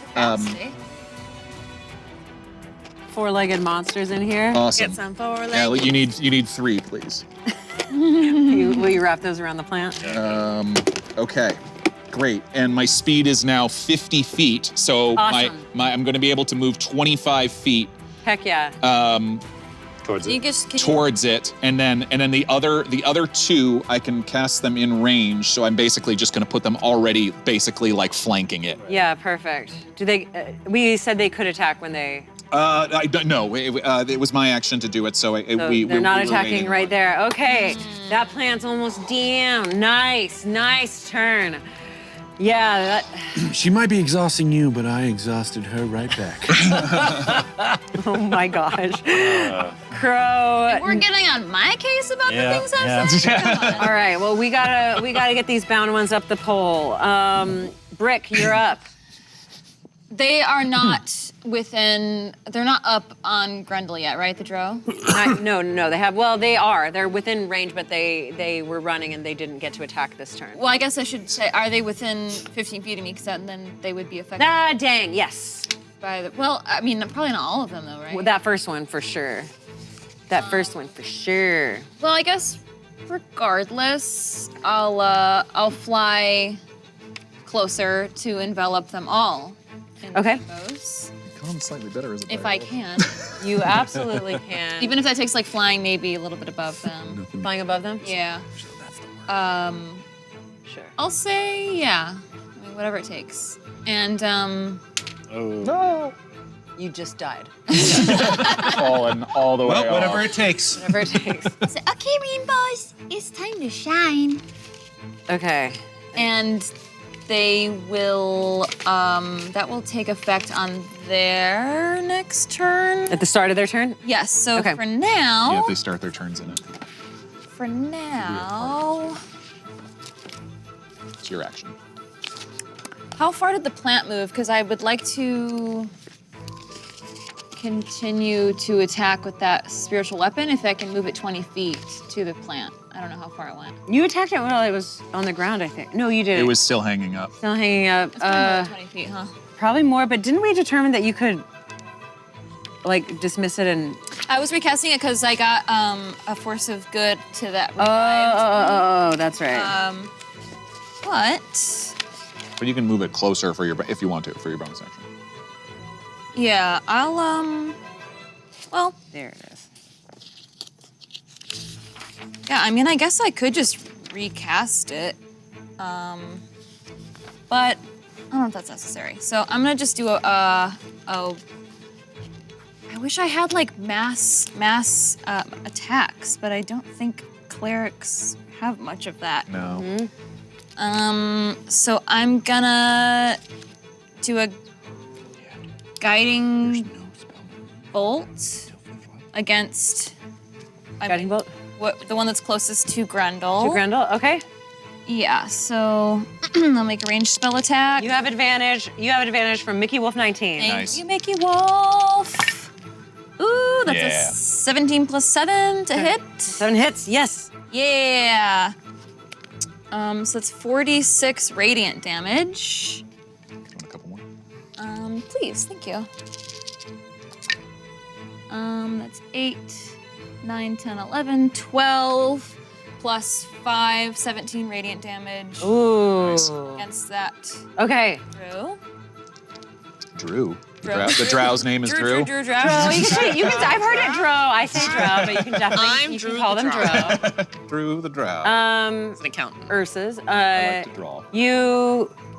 Is that your turn? And then I guess I'll move my spiritual weapon as far as I can go, 20 feet. Okay, we'll say towards next turn if the plan doesn't. Oh, towards you. Towards me. So Great. I can keep hitting the drum. Okay, cool.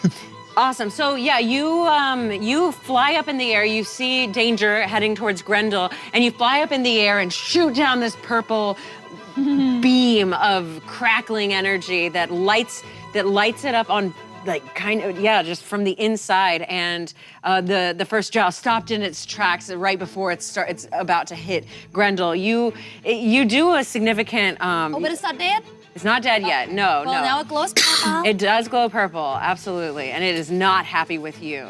It looks up at you almost as if it's the new target.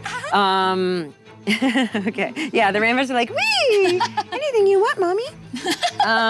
Mommy. Yeah, you're not the only one who gets to say mommy and daddy. Okay, Brick, Helvengard. Finish her off. Laws exist to bring prosperity to those under them. Unjust laws must be overturned or changed in a reasonable fashion. And I am going to cast Thunderous Smite on my... Throwing away the flail, that didn't seem to work very well. I'm drawing Truth back out and striking her twice. Okay. Hopefully one of these hit. And maybe she can't handle it. Any advantages? There we go. Any advantages? Not for Sir Helvengard. It's all right. I got 2 attacks. Yes, much better. Baby. 24. Nice.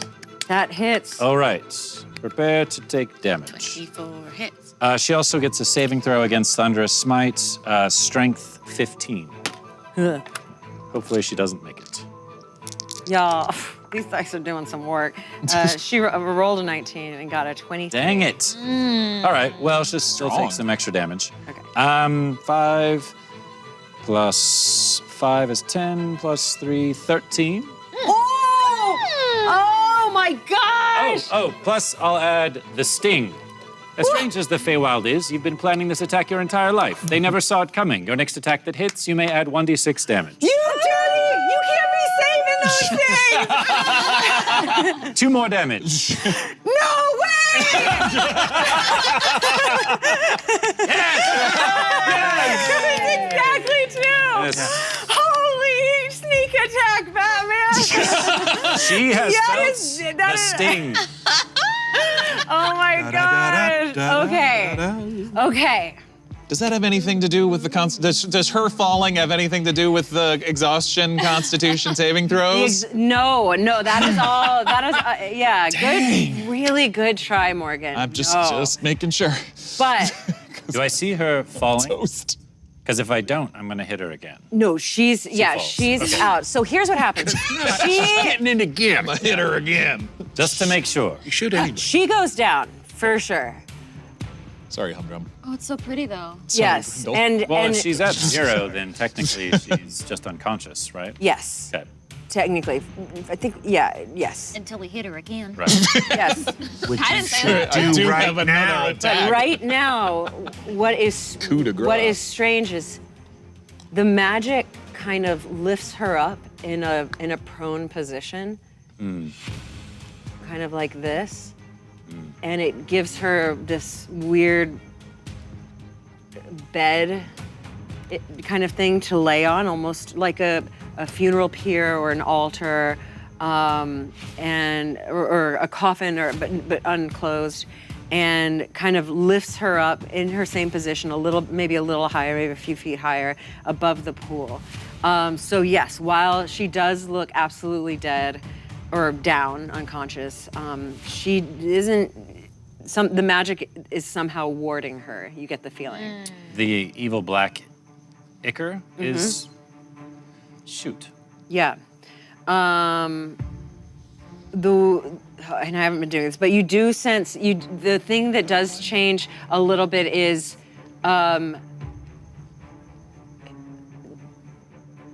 these these drow over here kind of start a little, and the plant starts a little as well. Like they shudder? They shudder. It's the equivalent. I mean, it's a mound, but it's the equivalent of like a human grasping at their stomach after a strike or their head. That type Says, of. now's the time. We should do it quickly. Amazing. Helvengard. So that was my first attack. And she's floating. Roll a perception check. Yeah. I don't. Hammer. That's the rainbows, not me. Finish her off. Perception. Okay. You or her. The rainbows sound different. 16. Okay. You can. The magic itself. This pyre. Again, you know. You don't really sense much, except it's not finished forming yet. It's forming a thing, and it's not quite done. Okay. Then for my second attack, instead of hitting her again with the sword, I'll sheath it, grab onto her, and I'm going to try to pull her away from these tendrils. Okay. So I want to pull her out of this ichor and pool of tainted. Okay, as you grab her, you 100% can do that, and she'll go with you. The magic stays behind, but she remains prone. It's like you're sliding across like Han Solo and Carbonite, like you're Sure. sliding across this hovering being. I'm going to try to get her out of the pool then. Okay. You don't really need a grapple check to do that. So you're not really fighting against anything, not even the magic itself. But you can do that. And so I imagine you want to move. And then drop down onto Justice. Okay. Yeah, and she's still hovering and float. Sorry, she's okay. You're back on Justice, and she's hovering and floating right there with you. Okay. Beyond that. Your turn, Mother. Sure, son. I guess I'm taking orders from you now. Yes, I can't wait. I'm actually okay. It's not her turn. That's Gus. That's Gus. It's me? Okay. So this plant has just hit me pretty bad. So I will take out my short sword and slash at it. Okay. And then, that's not gonna do it. 13. 13. Oh, sorry. To hit the plant? No, not quite. Okay, and then I'll take my hand axe out. I'm pretty badly hurt, so makes sense. Nope, natural one. So I'm like struggling. I don't have any advantages, right? Advantages, no. Nope. What about Bert? Bert? Oh, well, okay, so those both miss. Oh, wait. The dire wolves are flanking it. Oh, yeah. So you have would get advantages on that. advantage, Oh, yeah. So that both of those those 2 rolls attacks. count as your first attack. Right. Okay. So that first attack Fair. misses. And then my second one gets advantage as well? Yep. That's cocked. Oh my gosh, not No. great. The second one would be 14. 14 doesn't hit either. Dang. Yeah. All right. So really struggling. I took a lot of damage last turn, so she's like just swiping at air basically. Okay. Gus is seeing this from up there, and sorry, Bert. Bert is seeing this from up there, and he always has his little bag of rocks and is gonna pull out a rock and just whip it at that plant Fantastic. down there. Would he have advantage? I don't on a advantage. ranged attack. I don't know if that's how that But works. he is elevated, sure. Okay. He's in the air. That's 3, yeah. Okay, so he would have for that 17. 17 hits. Yay. Sweet. So Throw that rock. good. Okay, so that would be an 8.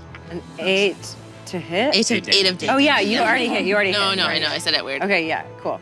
Okay, cool. So yeah, it sinks in and like twigs and vines and thorns kind of pop out of it. Little mulch, little pieces of it fly out in the air as he splashes the rock down in it. Does Bert want to drop to the ground? Yeah, does Bert want to come down? Like 30 feet up? Well, No? no. Bert was gonna keep climbing up then. So Bert will climb up to the top of that. Oh, great. Yeah. Just Hanging out. rocks. Okay, I great. want to be bound. Not a bad Egg. time. That thing is close to Ego. Yes, that big plant thing. Yeah. Yes. Is it within melee range if I move out of its? Oh, you won't get an attack of you're not right up next Okay, to it. cool. So yeah, unless it's got like super reach, but no. Ego is going to try to get line of sight on Tiresias, Okay. if he can. Yeah, where are you? Behind the pillar. Oh, there you are. Oh, yeah, you've You're Tiresias legit. is You're unconscious. legit invisible. Okay. Okay. Line of sight on Tiresias. I don't know. 5, 10. You're here. Yeah, you can see her. Cool. You're there. Yeah. floating. She is getting Yeah. 4 missiles of force, as he says. The missiles come first and the justifications come second. So, unless she has a shield active. Oh, she's Does this automatically hit? Yeah. Yeah. Yeah. Awesome. Okay. 6, 8, 12. 12 damage. 12 damage. Force 12 damage. force damage. Yeah. Okay, so you can tell, I mean, she's already unconscious. The force, you can see that the magic is trying to wrap its way around her, and the force kind of scares it away. The other thing that it does is it causes her to release the, like she just opens her mouth, and the barest whisper, which you can hear, is, it seems to come from another place, not her at all, but it is a prophecy. So it's deep and it says, "The way to kill Tyresius is with true love's kiss," and disappears. You forced it out of her Yeah. like a fart.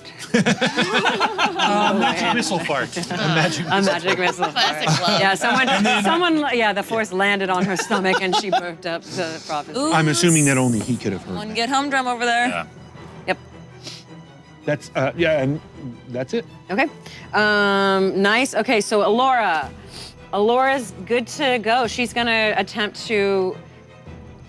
Look, sorry. Yeah, she's gonna attempt to climb, and honestly, we're shortening the distance now because of that. Does she have any help at all? Kismet could help her. Yeah, I didn't use her. This Okay. So yeah. Okay. Oh yeah. Okay. So she does. Up here. Kismet's just helping people climb left and right. Thank you. So useful. Kismet. Good job, Boom, Owl. boom. Okay, and she, the 2 people can't be up here. So you're gonna hang out here. Okay. Great. Yeah, great. So she whispers. She says, "Okay, there was a girl. She had a porridge, and then the second one was hot and cold, and then the last one was the last one. The last one. She sat back and regretted a lot of her lifetime. Oh. She sent the porridge. She threw it out the window and sat back and thought, what have I done? Did she send the porridge away to go and live with her? I think you're the porridge in this scenario. Yeah, no, she sent the porridge out the window, and the porridge fell on the grass. My metaphor, and the porridge grew, and it helped the grass grow as well. But eventually, the grass grew so thick and strong that it pushed the porridge back into the window.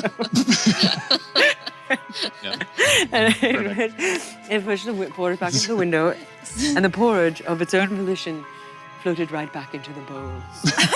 And then it was just right. I prefer that version. I do myself. That's I will tell my children. That is forever going to be the version. The pink magic. Let's go of the Fomorian giant and instead encases her mother, the Allura, and she whispers to you, 50 years. And she closes her eyes and lets the magic take her. And Yes. a little bit more. Ooh, a little bit more of the vines. Hoping we clear that one and maybe the exhaustion effect is Yeah. taken care of. There is still one left. Uh-huh. And it is Humdrum's turn. And he is. He's got to do it on his own. Kismet can't help him. Is he? Or does he need to go over and Give a little- kiss Yeah, Tyresius? have you told him this? It's not my turn, but Right. I mean, I probably would at least look over to him and say, it's on you. Right. So he hasn't heard that whisper and is gonna try to climb up. Yeah, baby. Okay, so sorry, we have to shorten the No, distance get it. and we have to fast forward, and things would be different if there weren't time constraints and and everything. So sorry, but he makes it up there. But I did roll really well. I'm not faking that. So he stands up and looks over at his daughter and says, "My daughter, I failed once, but for you I will try once more, so that you can live your life and have a childhood. No mother and no father, but hey, you've got a really nice friend in Crow. Oh. And he has promised to look after you and the rest of Clay. Wait, what? Oh, and no, wait. Wait, hold on, wait. Are you his friend? Are you my daughter's friend as well? Yeah. Hey, you've got two friends, man. Oh, damn, thanks. And I want to know what Humdrum's version would go. yeah, me too. That's Okay, what I wanna know. so girl porridge hot, girl porridge cold, girl porridge. Boy, this girl and this porridge love each other very much, and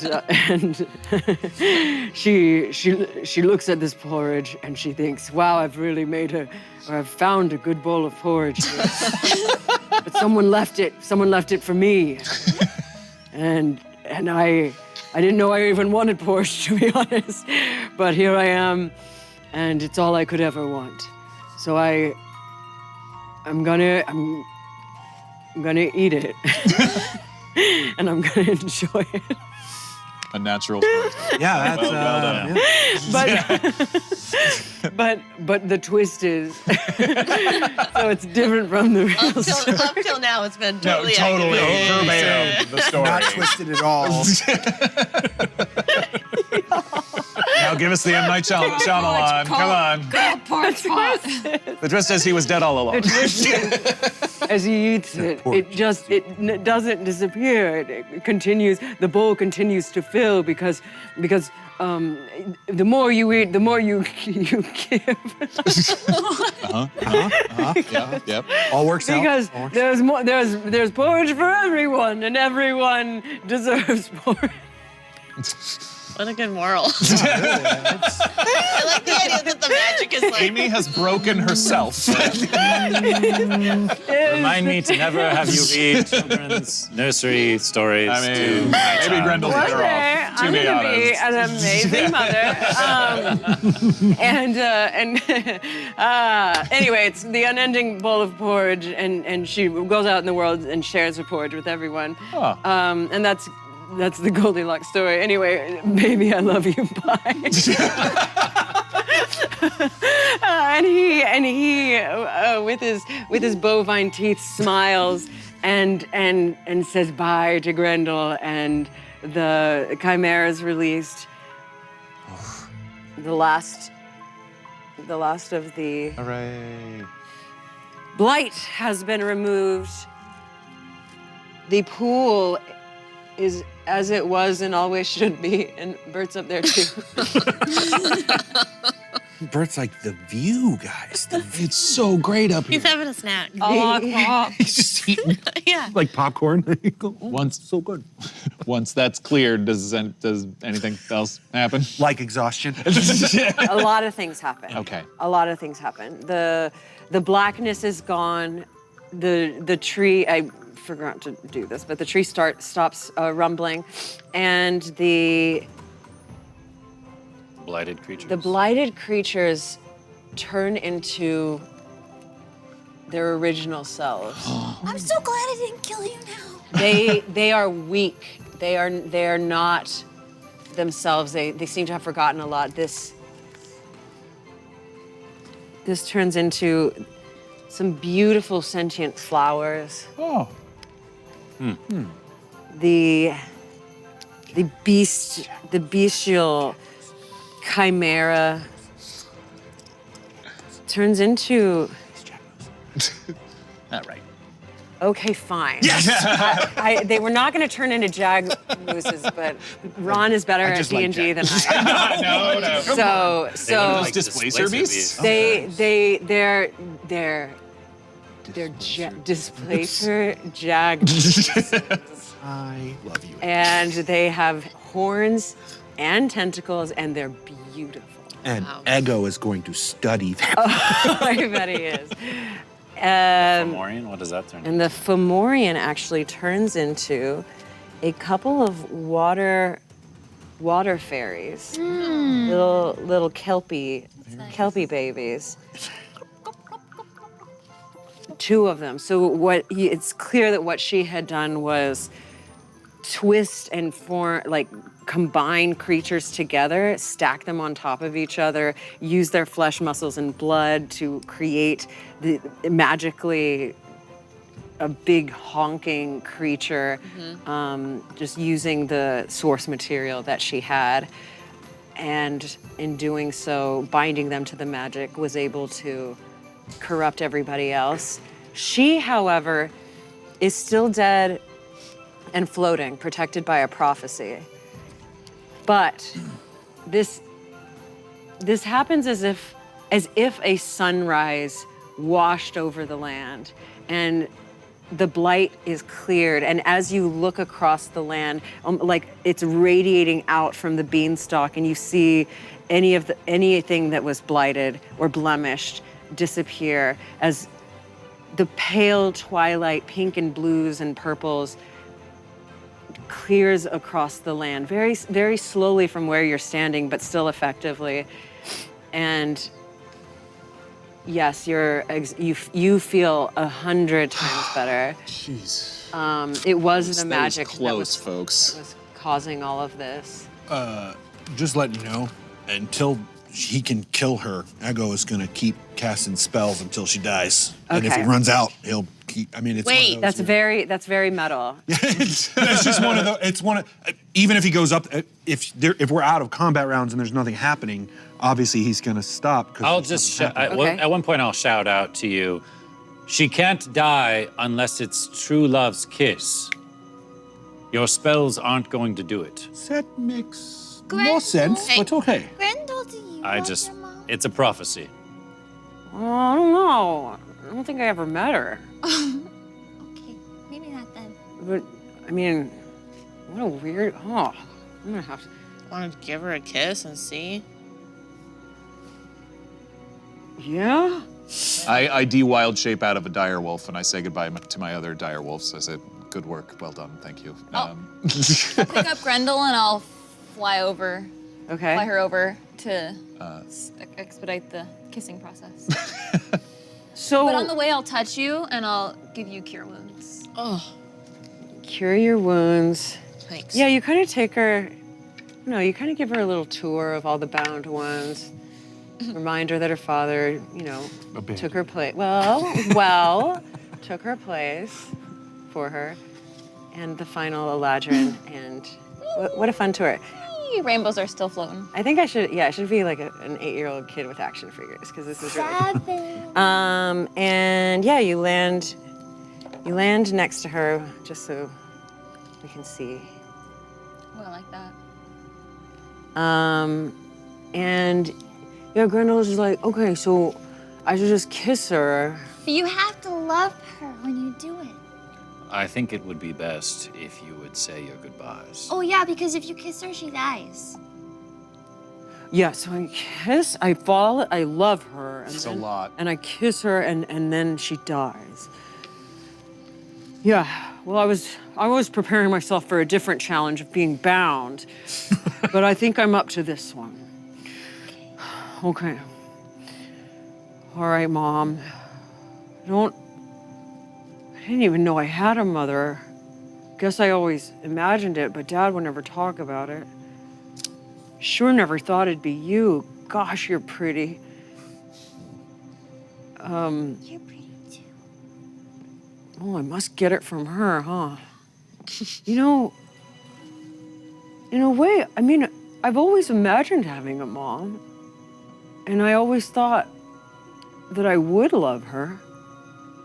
Is pretend love the same as real love? No. Imagine she is like Humdrum. Because she is. Maybe it's, He loved her. Yes. and maybe He it's, also loves you.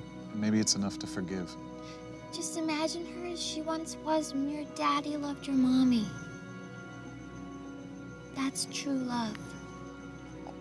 It's all kind of a lie anyway. No! Yeah, Gus, that's the whole thing. no, Gus, stop it. What? Wait, no, I want to hear what you have to say. No! That's it. That was the end of the story. You guys always think there's more to what I'm gonna say, but I finish it. I don't know. Sometimes, okay. No, you had that vomit thing earlier, and I don't think we got into all of it. I'm happy to re-explain. It's a pretty fun game. Regurgitation. Do you ever not guess right? Yeah, all the guess- time. All you the gu- time. We're pretty good now, but it's hard at first. It's harder with plants because they don't have bones. It's easier, I step forward, and it's easier when we're children You to, mean children? no, it's easier when we're children Oh. to think of our parents as some sort of omniscient beings. But the truth is, they make mistakes, and they struggle, and they're just silly fools like the rest of us. Your mother's made some mistakes, and you can forgive her. And that's the most powerful love there can be. And I look at Gus as I'm saying this as well. But you have to know that if you truly love her and you give her a kiss, she's gonna go by forever. So you have to understand what you're doing. Okay. You don't have to do this. You don't have to. Also remember that death is but the next greatest adventure. Oh, yeah? Yes. Okay. Here's what I'm thinking. This lady was so bad and made my dad and all of my friends really suffer. But I make mistakes too sometimes. Yes.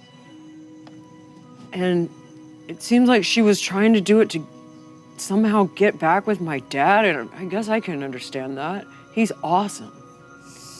So, yeah, I think I forgive her.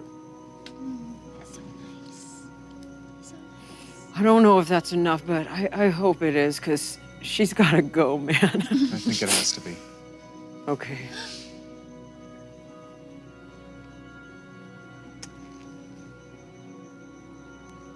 And she leans down and kisses her mom, who she's just forgiven.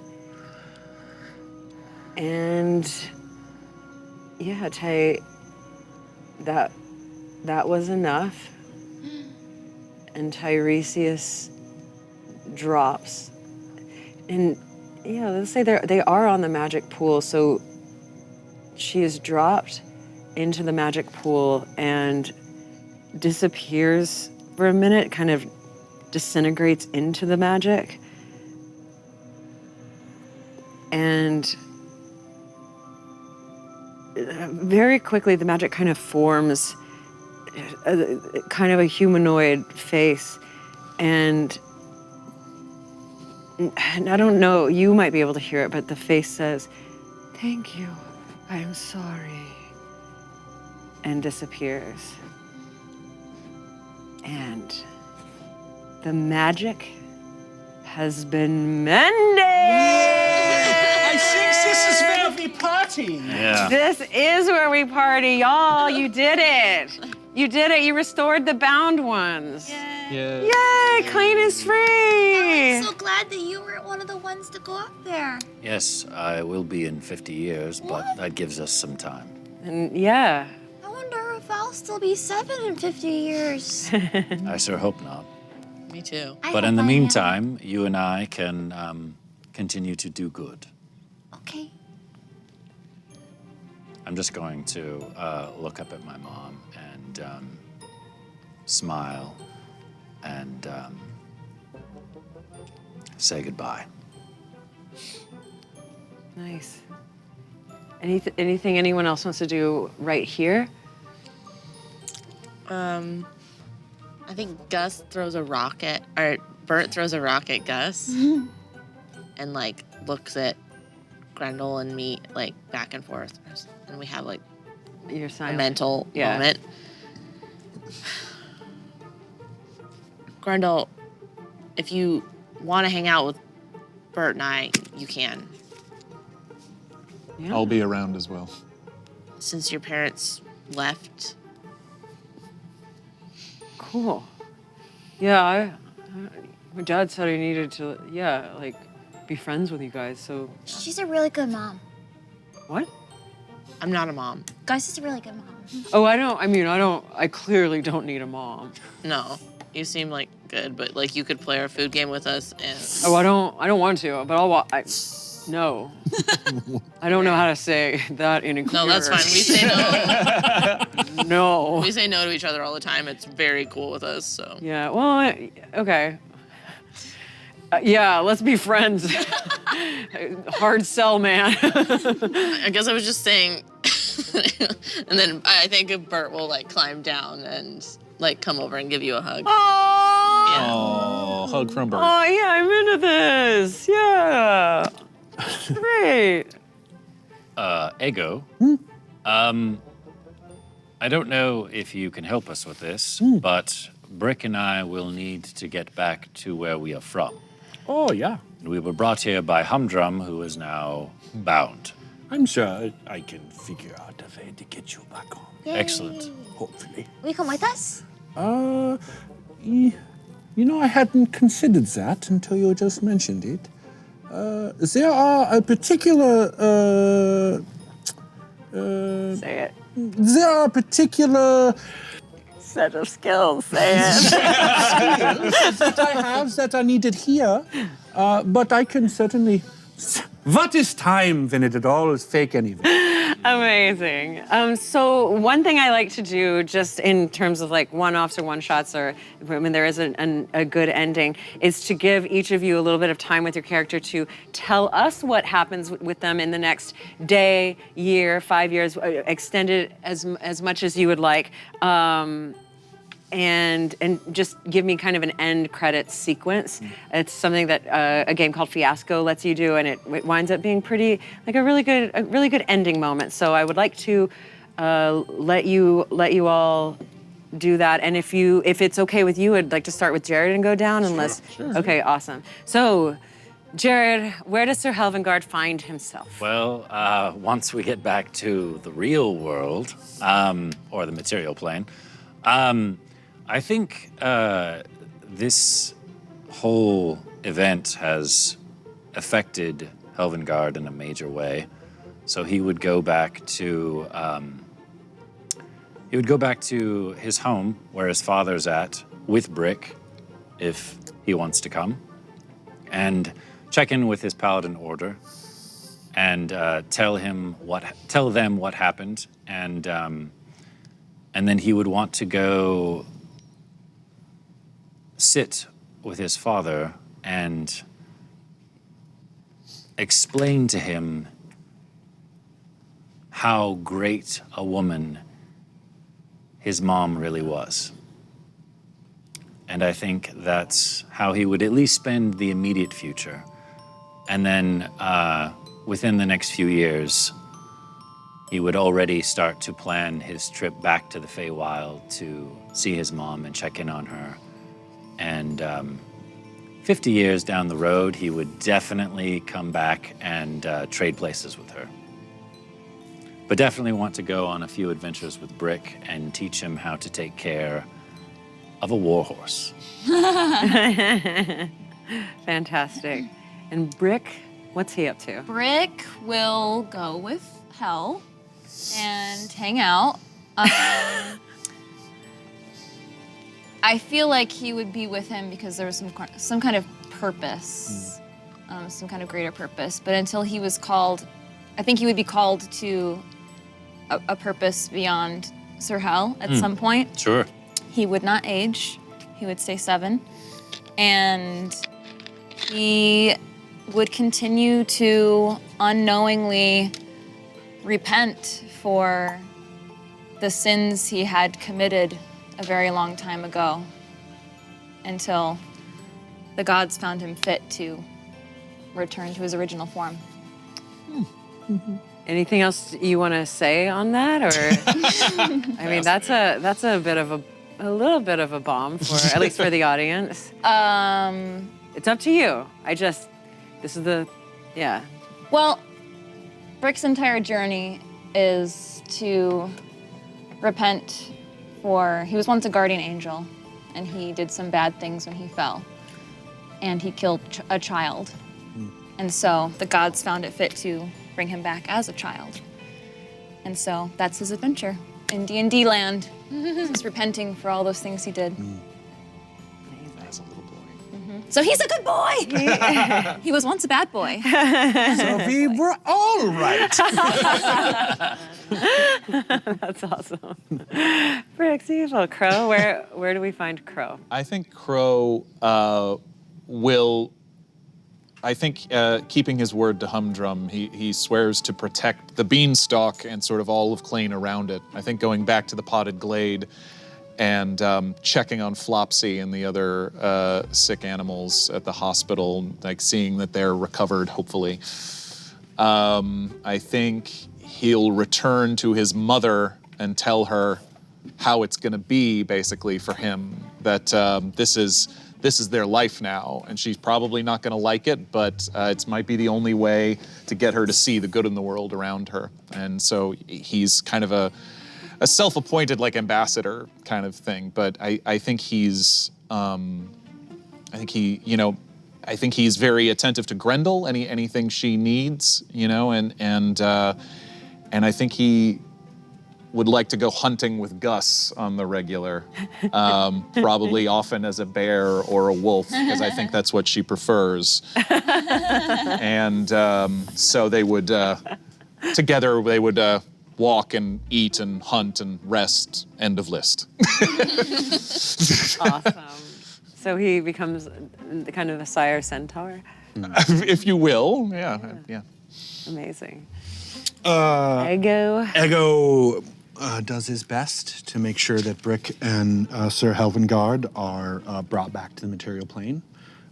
He also would give Helvengard and Brick the opportunity, the means to which to contact him if they are ever in need of his services. He offers to do so with Gus and Crow as well, however, assumes that they will decline. He continues to travel the plains as he does, learning about cultures and history and magic and how it all works throughout the entire planescape, primarily looking for things how magic works outside of the planescapes. There is one thing, however, that he'll never escape, and that is time. And already at the latter end of his age as Mama, during this time, he will also open in the Feywild a center, Mama Greenspray's center of orphan Fey children of magic and logic, where he teaches them both magic and logic. Whoa! Hoping that they will see what he sees, but really giving them the opportunity to discover for themselves. And at the end of his lifespan, which would be right at the 100 years mark, if he makes it until she is unbound, he will die at her feet. And if he's alive, obviously he will be there when she wakes up, and obviously be very old at that point. And old for a gnome, which is is very old. In the end, really, it's all you. Mama Greenspray allowed Ego to realize that magic is real, and it's because we agreed that it's real, and that we were both so strong in our own sides that that's what encompassed the whole, and that's what made him understand the true power in this world. Love it. That's funny that you said some of that. So Gus, first off, is going to head back to the Life Candle Retreat Monastery and get some answers about the candle situation, and then amend that contract that they can't lie to people anymore.